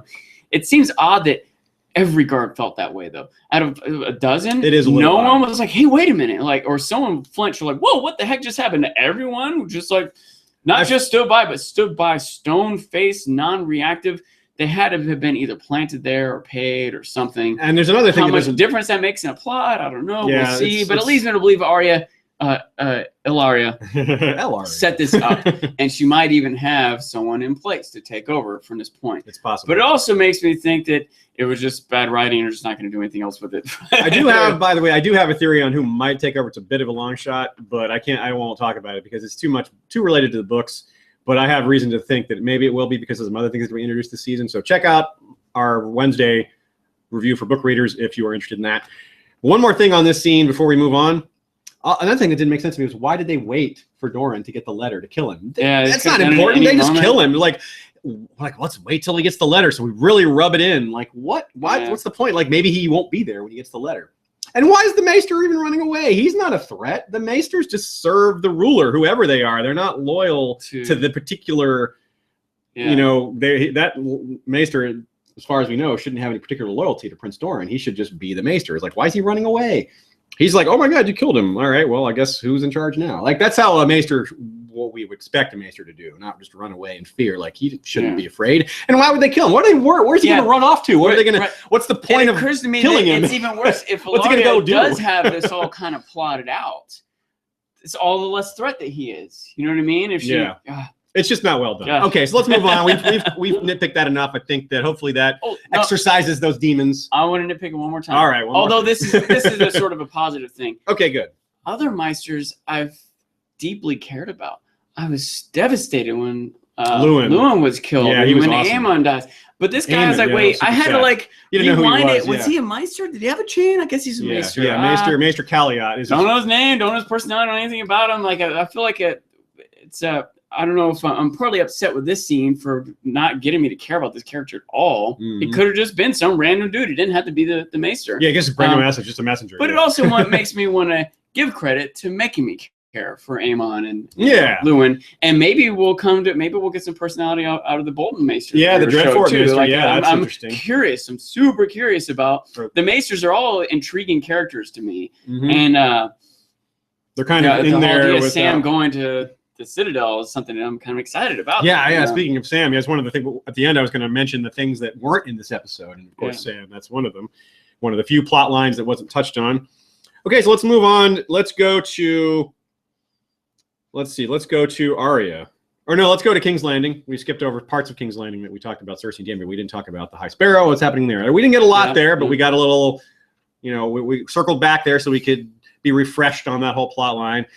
I saw that scene as a bit of good Septa and bad Septa. Septa Unel is really rough and just unyielding and just really strict and not very fair, to be honest. And then the High Sparrow comes in and says, Septa Unel, she can be overzealous, but I'm the nice guy. I'm here to help you. If you just confess, everything's going to be all right. And he is kind of gently, he can kind of see, you can see this guy. He's really clever. He's not just trying to, he is a zealot, to be sure, but he's got smarts. He's patient. You're right. He's patient. And I think he's trying to win her over. I think he's trying to make her an ally, not just to beat her down, not just to get power, but to make her a convert so that he has power over her after she's let free. He doesn't want to just kill her. I mean, he's willing to, but I think he wants her. I think he wants to have influence over her. I appreciate everything you're saying, and I usually am a suspicious person, but I can't help but want to believe that he's more genuine than that. That he I think it's a combination of the two. Yeah, right. And I think he can be more genuine and also be trying to get more power. But I think on some level he does want her to be a good person, and maybe even sees that she is, and these other people are terrible, and I can change you. And also, I didn't notice it the first time, but when the Sept kind of stepped toward her, she's like, confess. By the way, you said that she's kind of like mean or unfair, or she's also like ineffective. That's never going to get a confession. Confess. Yeah. Like, this time I'll confess. Sinners don't make demands; they make confessions. It's like, oh, okay. Well, I'll do confess they? Well, then why are you confessing? Because we're all sinners, apparently. Yeah. But when she kind of moved forward, you saw Marjorie kind of like cowered back. And I didn't catch it the first time. Not just intimidated. She had a bruise on her face. When the sparrow went in, he moved her hair, saw the bruise, and he kind of apologized for the Sept. And it made more sense why she cowered back. She's legit afraid of being hit. Yeah. And I think he legit is going to have a word with her. Like, we're not trying to punish and torture her. We're trying to teach her. We're trying to make her a better person. We're not trying to be mean. Your position here is not to be mean. It's true. You know what I mean? Because he wants her, like you said, he wants her to convert, but he also wants control over her and influence over her. Because if she's she's of the faithful, then she will have to look up to him. Then she will have to take his advice on everything, because he's the head of the church, and that's just you don't say no to him. She might, even if she doesn't have to, even if he dies, she'll still be there as a good person to lead the cause. He might still have a genuine, beyond like his powering positioning, which might also be there, but he might generally want a good, honest, forgiven, whatever person to be in control. Agree. Yeah, it makes them more predictable. A devout ruler is more predictable and more bound to certain codes of conduct. And yeah, I mean, that's kind of the whole point of organized religion, is to kind of give people a rule. It's to kind of have a standard of behavior and rules of order. It makes power easier to implement in a large scale. If they only were a little more fair about what they chose to be the values, you know what I mean? Yes, exactly. Don't lie, don't cheat, don't steal, and don't be gay. Like what? What is that last one for? Everything's good except for that. Yeah, it's like, yeah, I don't lie, don't check. Yeah, I'm behind that. Sure, yeah, but don't be what? Don't be gay. Like what? Come on, that's well, stupid medieval sensibilities. Yeah, they're so backwards. All right, so did we have anything more on that aspect? I think that's for now pretty good. Although it's interesting to see that Marjorie really wants to see Loras, and they're not telling him, not even a little bit. Not even when she's like, I just want to. How is my brother? It's like they just kept changing the subject. They're holding that over her. They know that that's how they can use leverage against it. Like, if we don't tell her about Loras, we can get concessions from her. It's like, okay, well, we'll tell you about what's happening with Loras, but first you have to do this. Maybe we'll even let you see him. Yeah, only someone who has confessed can be given, these kind of things. Like, if you're not walking on the straight and narrow, we can't trust you with this kind of thing. Yeah. So I think that's how they're going to play it. I'm interested to see if Olenna's going to get back involved somehow and try to she's not just going to sit there and do nothing. But we didn't see her yet, and wonder, when she's going to pop up, and maybe Mace Tyrell comes back from Bravos and he gets involved. That seems very likely. Littlefinger's got to have some play in here too. Littlefinger, who knows what Littlefinger wants? Whether he wants to make things worse, which I think is very likely. Whether he wants to stir things up, make things create more chaos. That is, he's talked multiple times about how he thrives on that, and that's one of those few times where he's being honest. He's like, no, I think he really believes that one. Now a lot of times you're like, is he telling us the truth? But no, he does thrive on chaos. That is true from his perspective and from ours. Okay, so speaking of Bravos and Mace Tyrell, let's talk about Arya. Arya's out there. We do get a little bit about that when it's easy to miss. And frankly, one of the only reasons I caught it is because we watch, at least part of the time when we watch, we have the subtitles on. And one of the things she overhears is people are walking by her, is they're like, oh, blah, blah, after what happened to that Kingsguard, blah, blah, blah. Oh, yeah, he deserved it. But still, I'm not taking any chances. So it's like chatter in the background revealed us a little bit of. So news has gotten around. So that the murder of a Westerosi Kingsguard knight in a brothel is street gossip. It's all over the streets, and that's cool. I like that detail. The rest of the scene is fine. Nothing wrong with it, but I don't know. Like you, are you a little kind of ready for Arya to do something besides being trained? I don't know. I'm not sure what I want for what I'm ready for. Like, I don't necessarily. My hope isn't necessarily for Arya to become a ninja. You know what I mean? I don't care if she goes off and fights with swords or not. Although I'm not sure what I do care about. And it does seem like that's what's happening, even if she's not fighting with swords, behind the scenes, poisoning someone's drink or whatever, like she's exacting revenge. But part of me kind of feels like that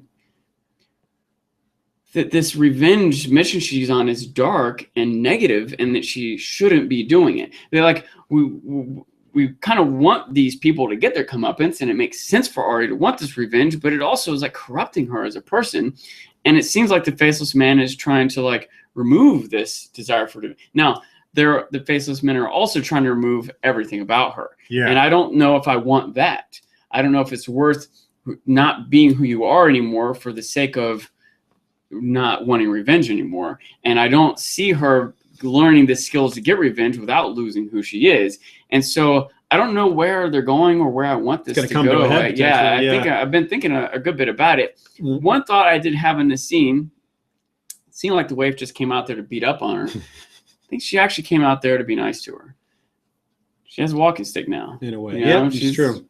It was, and they let her know. I think the impression that we get there at the beginning of that scene is Arya thinks she's been completely abandoned.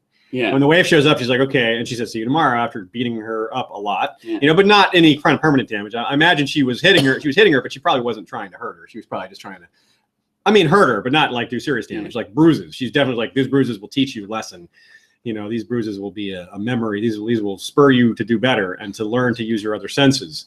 So it is more or less still more training for her. And yeah, I'm not saying I'm tired of it, but I'm hoping it's a little weird to me that they've rushed through so many other things, and this one is just really lingering. Yeah. It's cool. It's very cool. The House of Black and White is awesome. It's creepy. It's really compelling, but it's kind of interesting to me how this plot line is a lot slower than some of the others in a way. Well, to me, it kind of makes sense because I feel like they've got to get everything to come to a head. And some plot lines need to be staved off. Like, I feel like on a certain level, almost nothing's happened with Dany. Yeah. You know what I mean? She's just an SOS biding time till, like, whether or not I feel like with the line of dialogue, she'll have an army and a navy. You know what I mean? They're not at the point yet for her to come over, so she doesn't have the army and navy yet. Does that make sense? Yeah. But when the point comes, when all the other pieces fall into place, it'll be like, oh, and the horde's gonna commit to her, and they're gonna travel in the navy, but we don't have any. Whoa, this other city who their slaves revolted, and they're gonna build a navy for you. All right, so she'll be there first episode next season. You know what I mean? Like when the time comes, it'll come, and until then, they're just putting her through holdups. And I feel like Arya might be going through the same thing. The thing was that Dany showing up, at least I can conceive of what she's gonna do: fly with dragons and conquer the throne, or kill Roose Bolton, or whatever she's gonna do.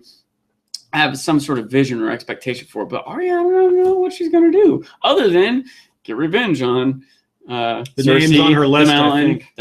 You know? Yeah. And how is that going to tie into the overarching coming of Dany and the zombies? I'm not sure how it's going to play I agree. out. She is one of the hardest to figure because she's the most outside of the main storyline. Yeah. I think her plot line is the least attached to other stories. Talk about how Dorne isn't connected to the wall at all.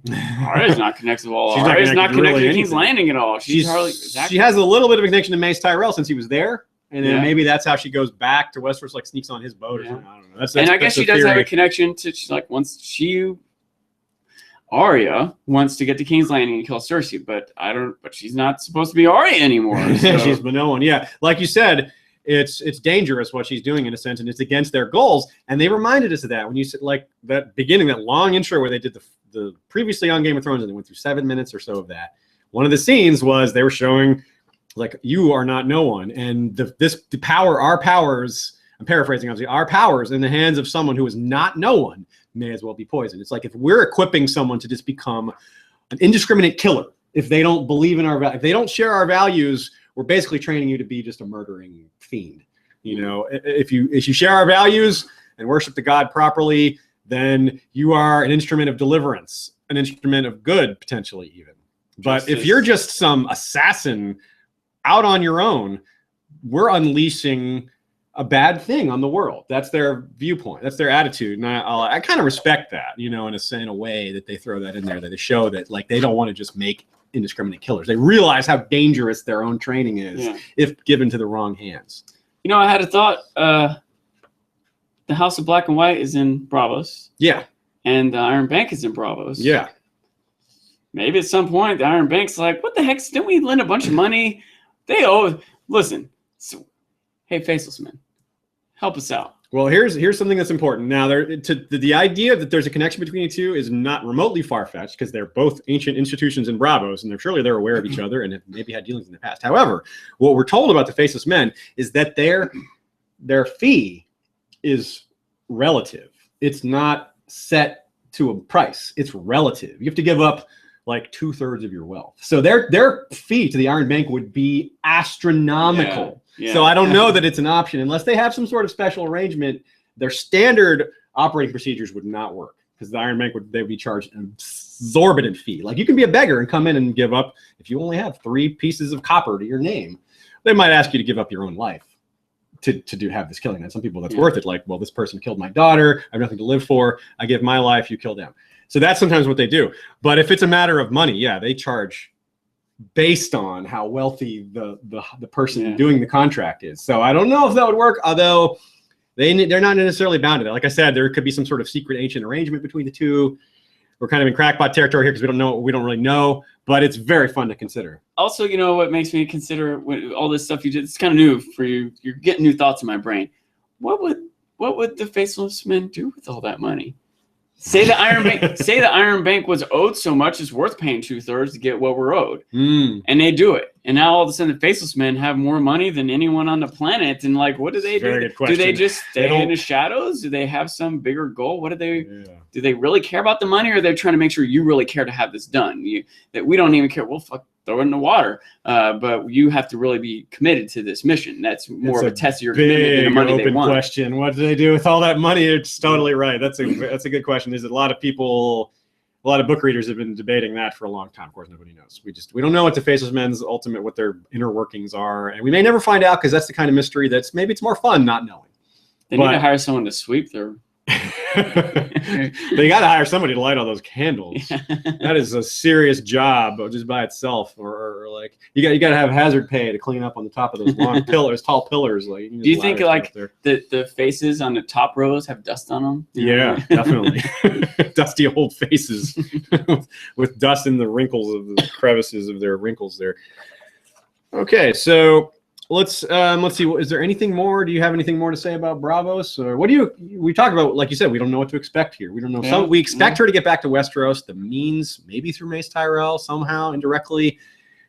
But I almost feel like Mace Tyrell is going to be back in Westeros before this gets resolved. Exactly. I feel like she has to be there for weeks or months. Or Mace should be back already. He doesn't need to be there. I guess maybe he's there kind of as a prisoner and they're just going to hold him. But it seemed more like Meryn Trent was holding him there. He's gone. Would the Iron Bank hold him as a prisoner? How much does it change when they find out that the Queen's in prison and who's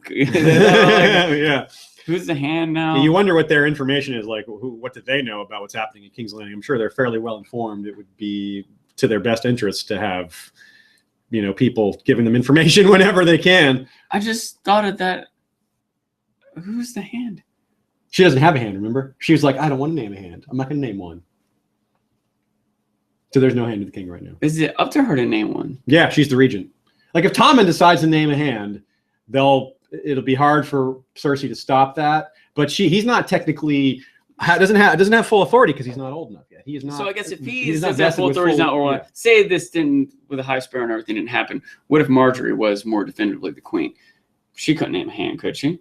No, not by herself. I mean, she could try. You never know. Like with things like this, it's what people can get away with. Like she doesn't necessarily have the authority to do it, but she might be able to get away with it. She might be able to manipulate things to get the person she wants named. Right. It's hard to like laws don't necessarily bound. Royalty tends to be above the laws. Like and kind of there's what can they do and what can. This is a weird sort of what if, but I wonder what if Cersei was dead, Tommen was younger, and Marjorie was older. Yeah. At what point would she more legally have the authority or more not have to connive as much to take charge? Well, it's really complicated. It still might depend on the interaction of the council. Yeah, there's no set of rules here because like if you look at Westerosi history, not every young king had to wait to come into his own because there was, for example, Daeron I, who was the one who conquered Dorne without dragons, after the previous people tried to conquer with dragons and failed. He He had none of that. He was crowned when he was 14 and immediately had full authority because he was just such he was so ahead of the game. He was such on top of things. He was really smart. He was, mature for his age.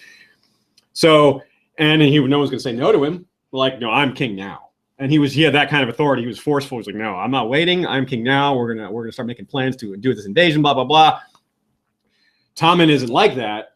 But if he were to find some stones and just really start ordering people around, they would probably start listening because you just don't want to say no to a king, even though he doesn't have full authority. Eventually he's gonna have, and he'll remember. You're gonna pay. He'll remember that you said no to him, and so he's he doesn't have the authority, but he kind of does, So so it's really interesting, and we wonder if Cersei and Tommen will come into some conflict over what decisions they want to make. Yeah, because Cersei is kind of this, it's only us that matter, like what Jamie's saying, and Tommen's us includes Marjorie, and Cersei it doesn't, because Marjorie and Cersei aren't exactly best also of friends. On some level, something that matters to Tommen that doesn't to Cersei is I don't know quite what word to use here, but stability, fairness, peace.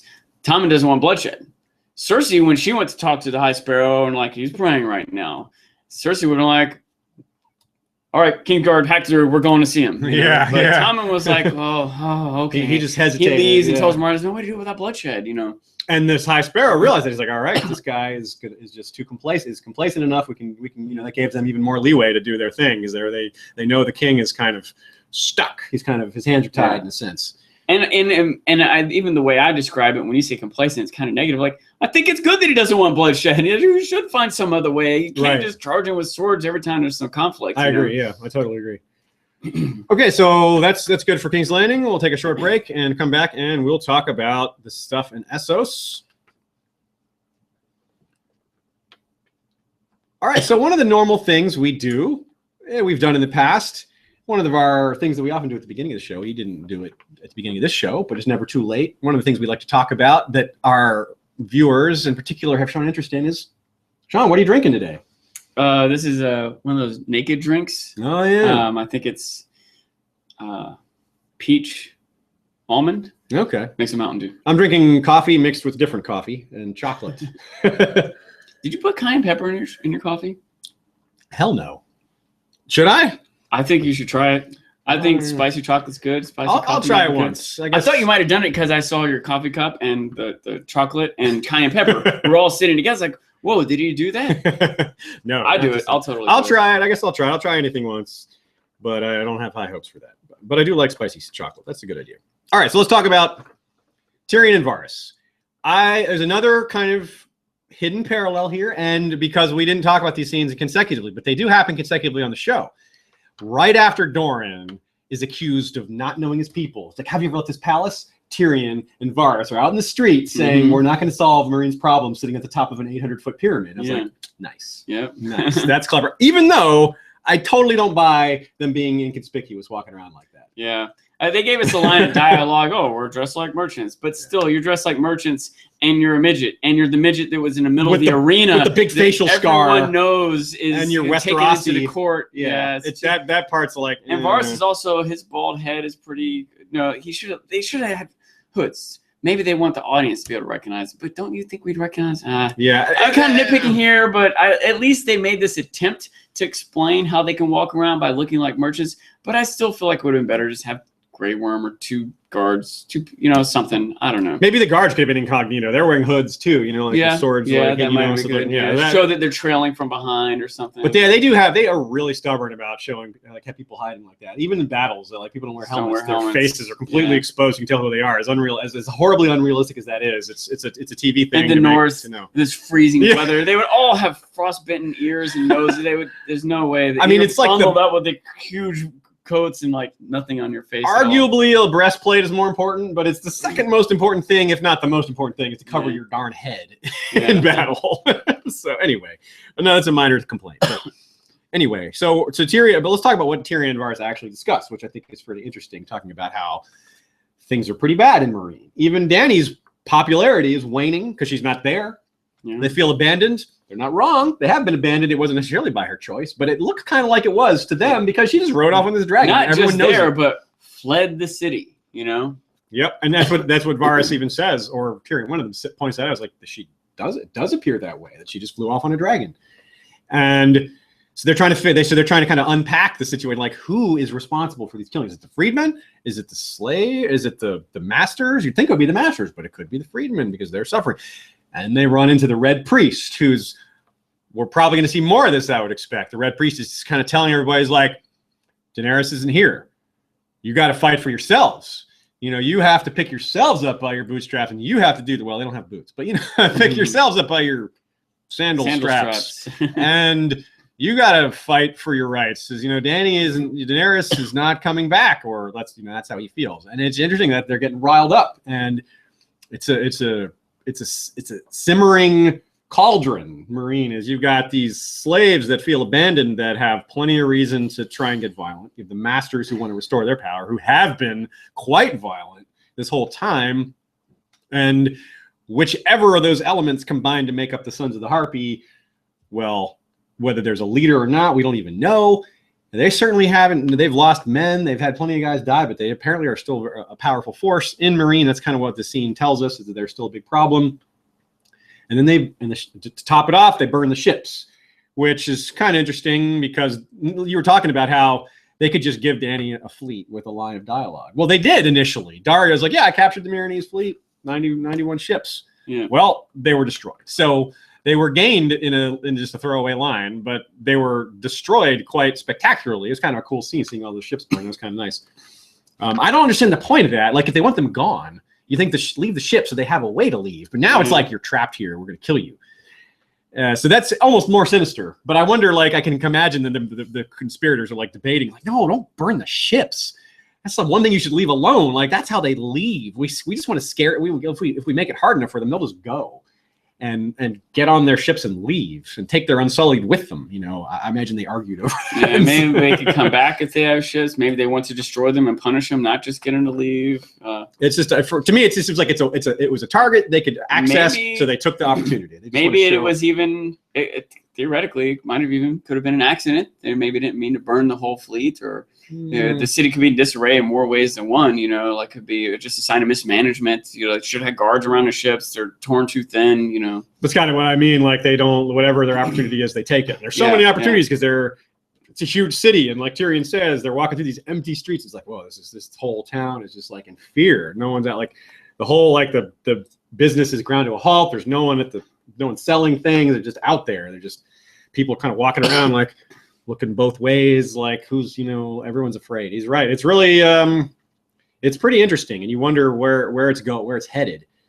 And I don't think Dany's going to be back soon. I do think she'll eventually come back, but I mean, as we'll talk about in a moment when we talk about Dany, she's heading the opposite direction. Yeah. Like, she thought maybe she'd be turning back around once the call kind of accepted, but nope. That's that. So they're trying to figure out what to do without her, and they're kind of lost. At least they talk about how Varys is starting to send his spies out. His little birds are coming out, and Varys is confident. He thinks that his little birds will help solve this problem, that they will find out who these leaders are. And that's going to be interesting to me. I wonder if there's going to be someone we actually know behind it all, but I don't know who that could be. Like, there aren't any named characters. Like, Hizdar is quite dead. And who else is there? There was that slave guy that wanted to be a teacher again. I can't imagine it's him. Yeah. But like, maybe who else is there? Slave trader that bought Jorah and Tyrion. Sure. I mean, he's not even Miranese, but geez, like, something. I don't. Oh no, that guy, not the trader. I thought you meant the guy who sold them to him. But no, yeah, that guy. I guess he's still out there. You're right. Maybe because there have been characters in the past that were kind of like a splash on a screen that later on come back to be significant. Sometimes their chance gets cut short, like Serdantos. But other characters, many characters have started off kind of minor in the background and rose to more prominence through the series. So maybe that could happen with that guy. But yeah, I agree. I don't know.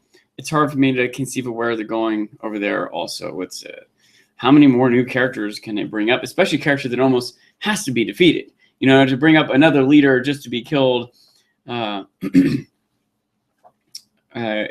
part. I've said this before, and I feel like some other people made this comment that Dany's just not as interesting, partly because she's just more removed from the more interactive plot lines like King's Landing and lately the North, and also partly because it feels like she's just being put off. Like, eventually she's coming, we just got to put her off for now, And I sort of suppose this season might have a lot of that. I've been thinking about this a lot, that this season, there's only so much screen time. You can only have so many characters moving forward at once. They have to be economical with their choices. If not with the budget, they have to with the time they spend. Yeah. Right. And the precedent has been set in the show, and if I understand right, in the books, to kind of like move forward with some characters and leave others behind, and then bring you back up to speed with them later. We had a whole season without Bran, So I sort of expect, A, because there's so many different characters and storylines to keep up with, and B, on some level, maybe to buy time for the book to come out, we're going to kind of slow down on certain storylines and spend more time on others, catching up with the Greyjoys or the Freys or something, and not progressing too far with Arya or Dany. And then another book can come out, and then, you know what I mean? Honestly, I don't think that's going to have any impact on the book. I think what you're saying has some truth to it, but the book aspect, I don't think they can count on. They have no idea when the book's going to come out. They can't count on it. And they honestly are going to have to start making season 7 there's no way they can finish. They can't wait. They can't wait for for information. They can't wait for information. So I don't know I'm pretty sure they've decided if any new book material comes out, maybe they can adapt some of it. But I think they just have probably resigned to doing it all on their own from this point on, because they just can't predict when they'll have new info, and they'll already be possibly too far past this new info by the time it comes around. And it makes you wonder how much overarching stuff George has decided or shared with them, apparently some important high points, but not like the details. It's kind of up to them. But I think like the big high points, I think some of them are theirs, but even those they're gonna have to change some of, because they had to get there by a different route, and the finished points might be different than what George had envisioned. I have said this many times too, to me at least. Way more important how things happen than what happened. That those moments of good performance, like Cersei as Marcella comes up and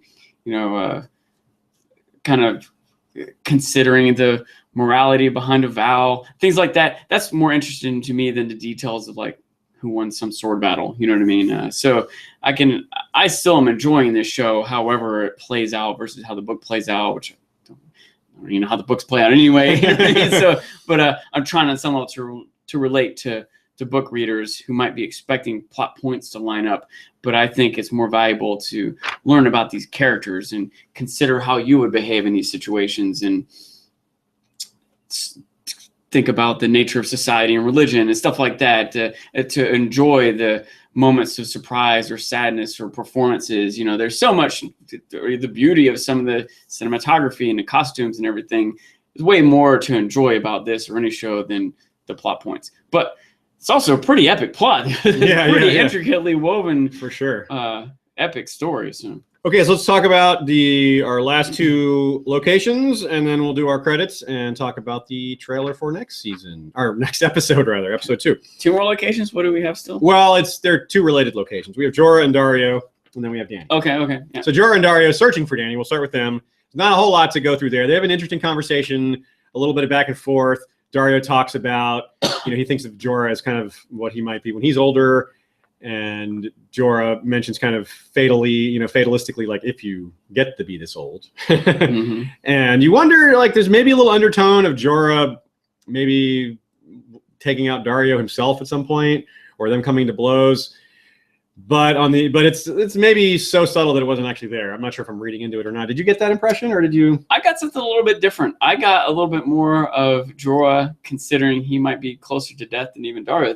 You think I'm old? I'm old and I have grayscale. Yeah. I think he's really like facing the end of his life. That's more.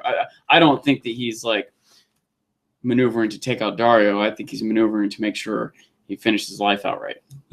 Okay, I can buy that. Yeah, I think he's when you have that certainty of death, I suppose some of these smaller things don't matter as much. Your rivalries with other people and your jealousies and things you didn't get out of life matter less when you just have so little time left, and you just focus on the few things that you think are important. So it is an interesting scene. We complained about the problems with finding the ring in the middle of the Dothraki Sea is pretty awkward. We don't need to dwell on that. We talked about it plenty beforehand, so let's not even go there. But I love the scenery. It was really neat. That whole area, it was clearly filmed in the same location. It was really neat. Like, you get the little fog shrouded cliffs. That was pretty cool. And clearly you can tell that they're still pretty far away from wherever Dany is, because the terrain is much different where she is. It's a lot. There's no grass. It's deserty. The mountains are sandy instead of darker and green. Farther away as they might be, you still think they should be able to close in on them because 2 men on a horse can travel way faster than thousands. And now that they're on their trail, as perhaps unrealistic as that is, now that they're on their trail, it's easy to find them because it's like you said, it's a horde. They're following a horde. Yeah. That's not hard to do when there's so many tracks. So, yeah. So that we really don't know how that's going to play out. Like Jorah and Daario just riding towards a Dothraki Khalasar. It just seems kind of suicidal, but that's how dedicated they are. And maybe they have plot armor, perhaps. I don't think Jorah is going to get killed before the grayscale. Something happens with that. And we're even reminded of it in that previously on last season. They made a big deal out of showing. I think that's going to be a big part of his arc. So he's not going to die before at least infecting a person or several. I think it would be really weird to me. I mean, that doesn't make it impossible just because it's weird to me. But I feel very strongly that something's going to happen before he's killed. If not, he may last for a while and infect several people. Yeah, it could. And if it did, it would make sense. And I wouldn't be surprised by it. But I also wouldn't be surprised if it's just like Jorah, counting down the end of his days, and it doesn't necessarily spread. Well, once people know that he's got it, though, then no one's going to. Then he'll be ostracized or exiled, which might be all the more reason for him to thrust himself into a sacrificial moment before anyone finds out. Before he might also not want to hurt. He doesn't want to infect people. He might know that it's dangerous, but he's got to finish this mission first. Yeah. And so the first time there's like a crazy moment where usually you would negotiate or run, he might just charge in like, I'll save you, Dany. Okay, let's talk about Dany specifically. She's in a long slave train and gets talked down to by some riders, but she kind of just shrugs it off and doesn't even reveal to them that she speaks Dothraki. Once she's presented to Khal Moro, then she shows her spine. It reminds me of Bran and Ned's conversation. The only time you can be brave is when you're afraid. She's clearly afraid. She's got no control, but she's still got a spine. She still can talk to him like she's a queen. She looks him straight in the eye. She doesn't bow. She doesn't, show any fear at all. And to be fair, that's not only shows how brave she is, but that's the right thing to do. Yeah, you show strength, and the only chance he has is especially her understanding this culture. Exactly, they're a warrior, macho culture, and she's showing if you are a woman who they look down on women, and she's this woman that's talking back to a call. She's not afraid of a call. Like that is like okay, and that's why he's like, I like her. She has spirit. That's the kind of respectful that's respectable behavior because she's not afraid, and they value courage. Most of all. So number one thing that a warrior society values is courage. They would have liked Miranda. They would have liked Miranda. That's true. She's good with bow too. They're like good at archery. So also the scene had probably the best or second best, whichever you prefer, comedic moment, which reminds me a bit of Conan the Barbarian. Like what is best in life? Is that whole thing, which is actually apparently taken from a real quote by Genghis Khan, or the quote ascribed to Genghis Khan. What is best in life? To crush your enemies, to see the women driven, see them driven before you, and to hear the lamentations of the women. And this is kind of directly related to that. Like the best things in life is like, what's better than seeing a naked woman? It's like, take killing another call. He's like, yeah, all right, you got me there. It's like, oh, conquering a city. He's like, all right, yeah, you got me there. That was hilarious. Yeah, like it's one of the 5 greatest things. It reminded me of a Dilbert cartoon.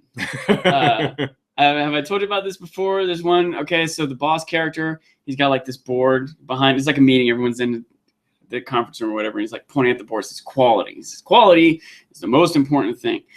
And immediately everyone's hands, all the employees' hands go up, right? And he's like, I thought safety was the most important thing. I thought the customer was the most important thing.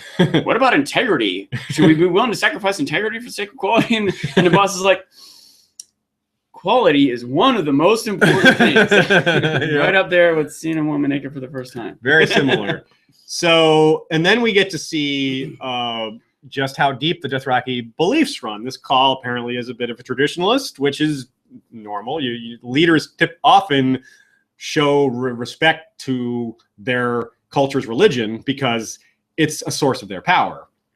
If you go against the beliefs of a culture, it gives another aspiring leader leverage against you to draw away your followers or to get more followers or to just cause conflict or to distract people from the main issue.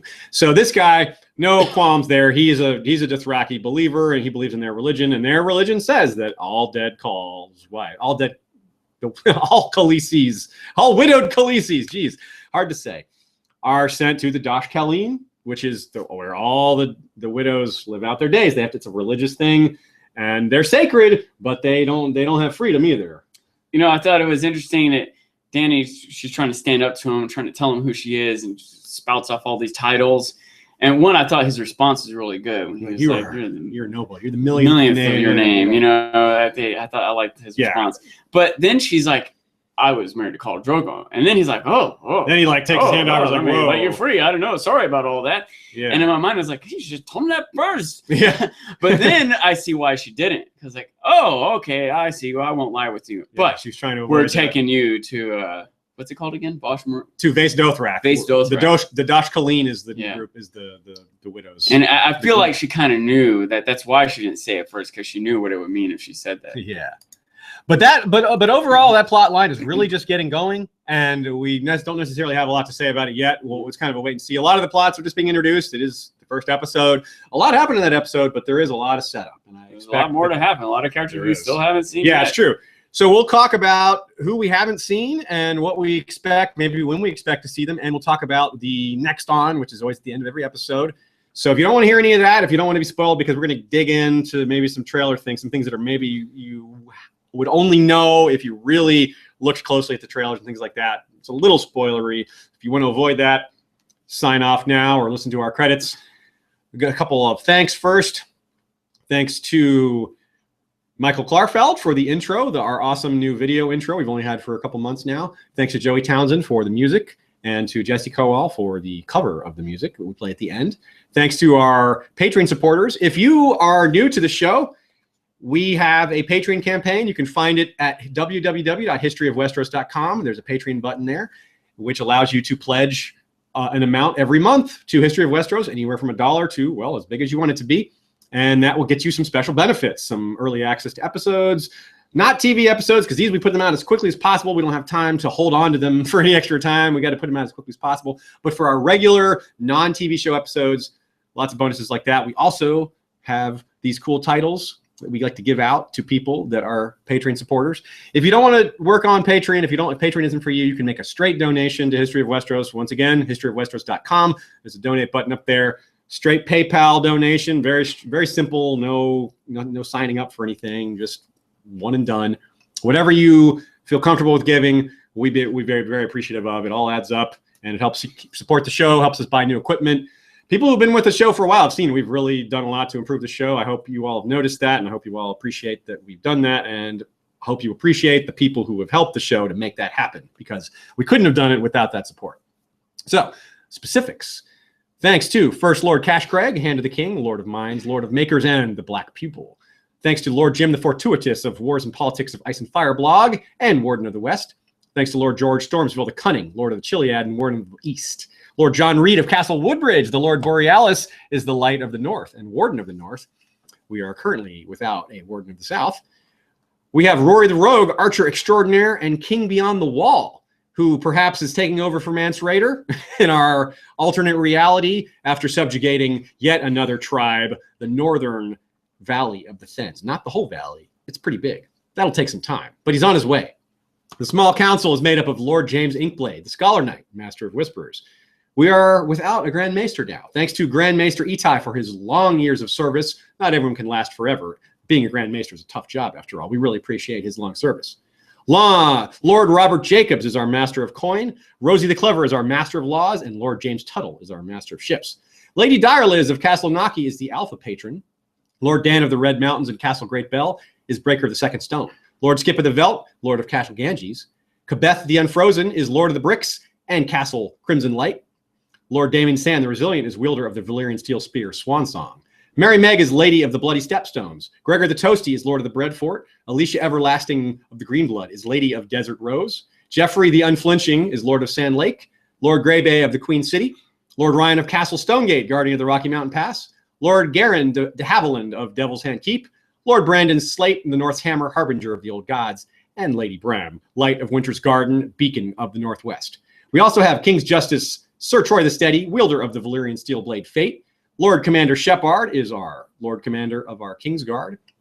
And our History of Westeros Night's Watch is headed up by Lord Commander George the Golden and assisted by First Ranger Fabian Flowers, the Bastard of Green Shield.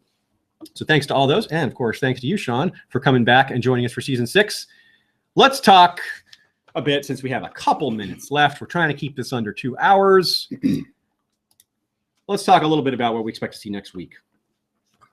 First of all, we expect to see the things we haven't seen yet. We haven't seen Sam yet and Gilly, so we really expect to see that. Maybe that'll wait till episode 3. I haven't actually seen Loras yet. Although we expect that's tied in with some of these other King's Landing plots, and Marjorie was asking about him, so we kind of expect that to be somewhat soon. Littlefinger, we haven't seen him yet. Any others? Did I miss anyone? Well, I don't think you missed anyone that we're kind of like coming off of, but there's still people that forever ago, I want to know what's going on with like Walder Frey Gendry, and Walder Frey. and Gendry, yeah. Yep. Those we have no guarantees on when they'll happen. The trailer makes it clear that we will see Walder Frey this year. Blackfish, given that we'll see Walder Frey, we'll probably see Blackfish. That's not confirmed. Bran. We haven't seen Bran. Bran, of course. So Yeah, we mentioned him earlier. Right. Bran, Yeah. of course, we'll see. And Bran is specifically seen in the trailer as being in this next episode. We see like a quick shot of him. So the long-awaited return of Bran after more than 11 episodes. Of being and we know absent. from trailers that there are Greyjoys. I can't remember if the trailer for this next episode showed any Greyjoys. I don't think it did, but we might. either. So we may be a whole nother week away from it. Maybe that won't be till episode 3. They got pretty deep into the last season before we saw the Sand Snakes, before we saw Dorne, right? Yeah, So that this was maybe the third episode. 3rd or 4th, yeah, Yeah. maybe even 5th. I don't remember. I'm not quite sure. It's well. hard to. I don't Yeah, it's think it all was a that blur. deep, but it might, It's all a blur. We know. Yeah, certainly. Well, the 5th episode was called Unbound, Unbent, Unbroken. So I guess it was, which is their motto, the Martell motto. But maybe that was their second when they started to really get it going. Anyway, that's not important. We hear a talk of the Boltons discussing and attacking Castle Black. Yeah, because they expect Sansa Winter, and that could get real ugly because the Wildlings will be there. Wildlings don't love Boltons. Boltons don't love Wildlings. In fact, it might be interesting because I can imagine, if they both show up at the same time, like maybe both with this intention, because I can imagine that Ramsay and whatever Bolton troops go might, in their mind, expect confrontation. He even said it's undefended from the south. We might be able to go attack them, and he's going to show up, and Jon Snow's already dead, so they might not be an ally. If Sansa shows up, do they hate Jon enough that they wouldn't accept her there? Like if she even gets there. Really hard to say. If the Wildlings who's going to be in show charge up? when she gets there? Yeah. If she gets there. Yeah. But let's say the Wildlings and the Boltons both show up at the same time. They fight each other. Would the wall take part? Would one side be on the other? It's nice. Probably not all happening next episode, but it's coming, and we don't. Yeah, it's a great thing. It's because I like when we can't figure it out. I like when we can sometimes because it's kind of gratifying. It's like ego gratifying. I always figured that out. This I have no idea. Just some basic concepts only. So I like being in the dark. That's one thing I like a lot. As I said, of course, I'm a book reader, and I'm not one of those. I'm not a book snob. And in particular, I'm happy that we're in uncharted territory. I think it's really cool. Even though some of these things might spoil book plots for me down the road, I don't really care. Honestly, I care a little bit, but I think it's going to be different. And this isn't. I don't love Game of Thrones for the surprises. I mean, I do like the surprises; they're great, but it's not number one. It's pretty far down the list. I didn't reread the books a bunch of times because I forgot what happened. I love it's the journey, it's the process. That's really fun. It's still enjoyable even when you know what's going to happen. Exactly. The TV show, because of the acting, the sets, the scenery, there's so many just beautiful things to look at. The music, it's well done in a lot of ways. As many criticisms as we have, like Sean said at the beginning, we still love it. I've said this a million times. If going into season 1, you knew Ned Stark was going to die, that doesn't keep it not from being interesting. You're almost like, how, why, what, who? You still are like, no. Yeah. So yeah, it's great. They can keep us interested even when we know what's going to happen, which is great. Other things that we expect to see, maybe even a conflict between Tommen and Cersei. It looks like there's something happening there. Because there's Lannister guards facing off with Cersei and the undead Robert Strong. Like, how does that come down? I assume Tommen just said, don't let anyone in. And so there's Lannister guards standing outside, not letting anyone in. But when Cersei comes, this is the first time she's come, she's in jail. They're probably just going to let her. I don't think the mountain's going to have to chop down land. I think they'll stand aside. Yeah, probably. She's the queen. She's his mom. The mountain's going to kill us. They're not going to kill you can her. go. Yeah, that's just I can't. That's hard to swallow. And Jaime seems to come in conflict with the High Septon at the Sept. He's threatening him and says, you know, the Sparrow says, you wouldn't spill blood here. It's like the gods spilled more blood than all of us put together. So Jaime's got that fierce, like, I will kill you look in his face. Looks very intense. I'm curious how that gets all started. Anywhere? Do you think if Jaime killed the High Sparrow, the Sept, everyone would be like, all right, we'll just let the prisoners go now? No, you know? Would he now be the Sparrow Slayer instead of the King Slayer? Would that be a bigger deal than him killing the king, killing the High Sparrow? Probably not, but it would be more recent and fresh in people's minds. It would certainly cause a fresh conflict. And we also have more with Arya and the Waif, but there's nothing terribly revealing about that. But we also have Tyrion and a face of a dragon breathing fire. So I think we're going to see Tyrion interact with the dragons next episode. Maybe they get free. I can't imagine they just stay locked up forever, right? Like, that seems really hard to believe. So a lot to look forward to. And this will be, I think it'll be a lot of fun season. It'll have its ups, it'll have its downs. We're going to have fun with it regardless. We'll make the most of it, even if it's not great. And if it is great, well, hell, we all win that way. So we'll close out here for now. Back next week with another one. And we're also back on Wednesday with an episode for book readers. That'll be with our guests, Radio Westeros. Hopefully familiar with them. If not, you'll get to know them soon. So on behalf of Sean, on behalf of Ashea, who is our producer again, Valar Morghulis, and enjoy season 6. Just getting started. See you next time, folks.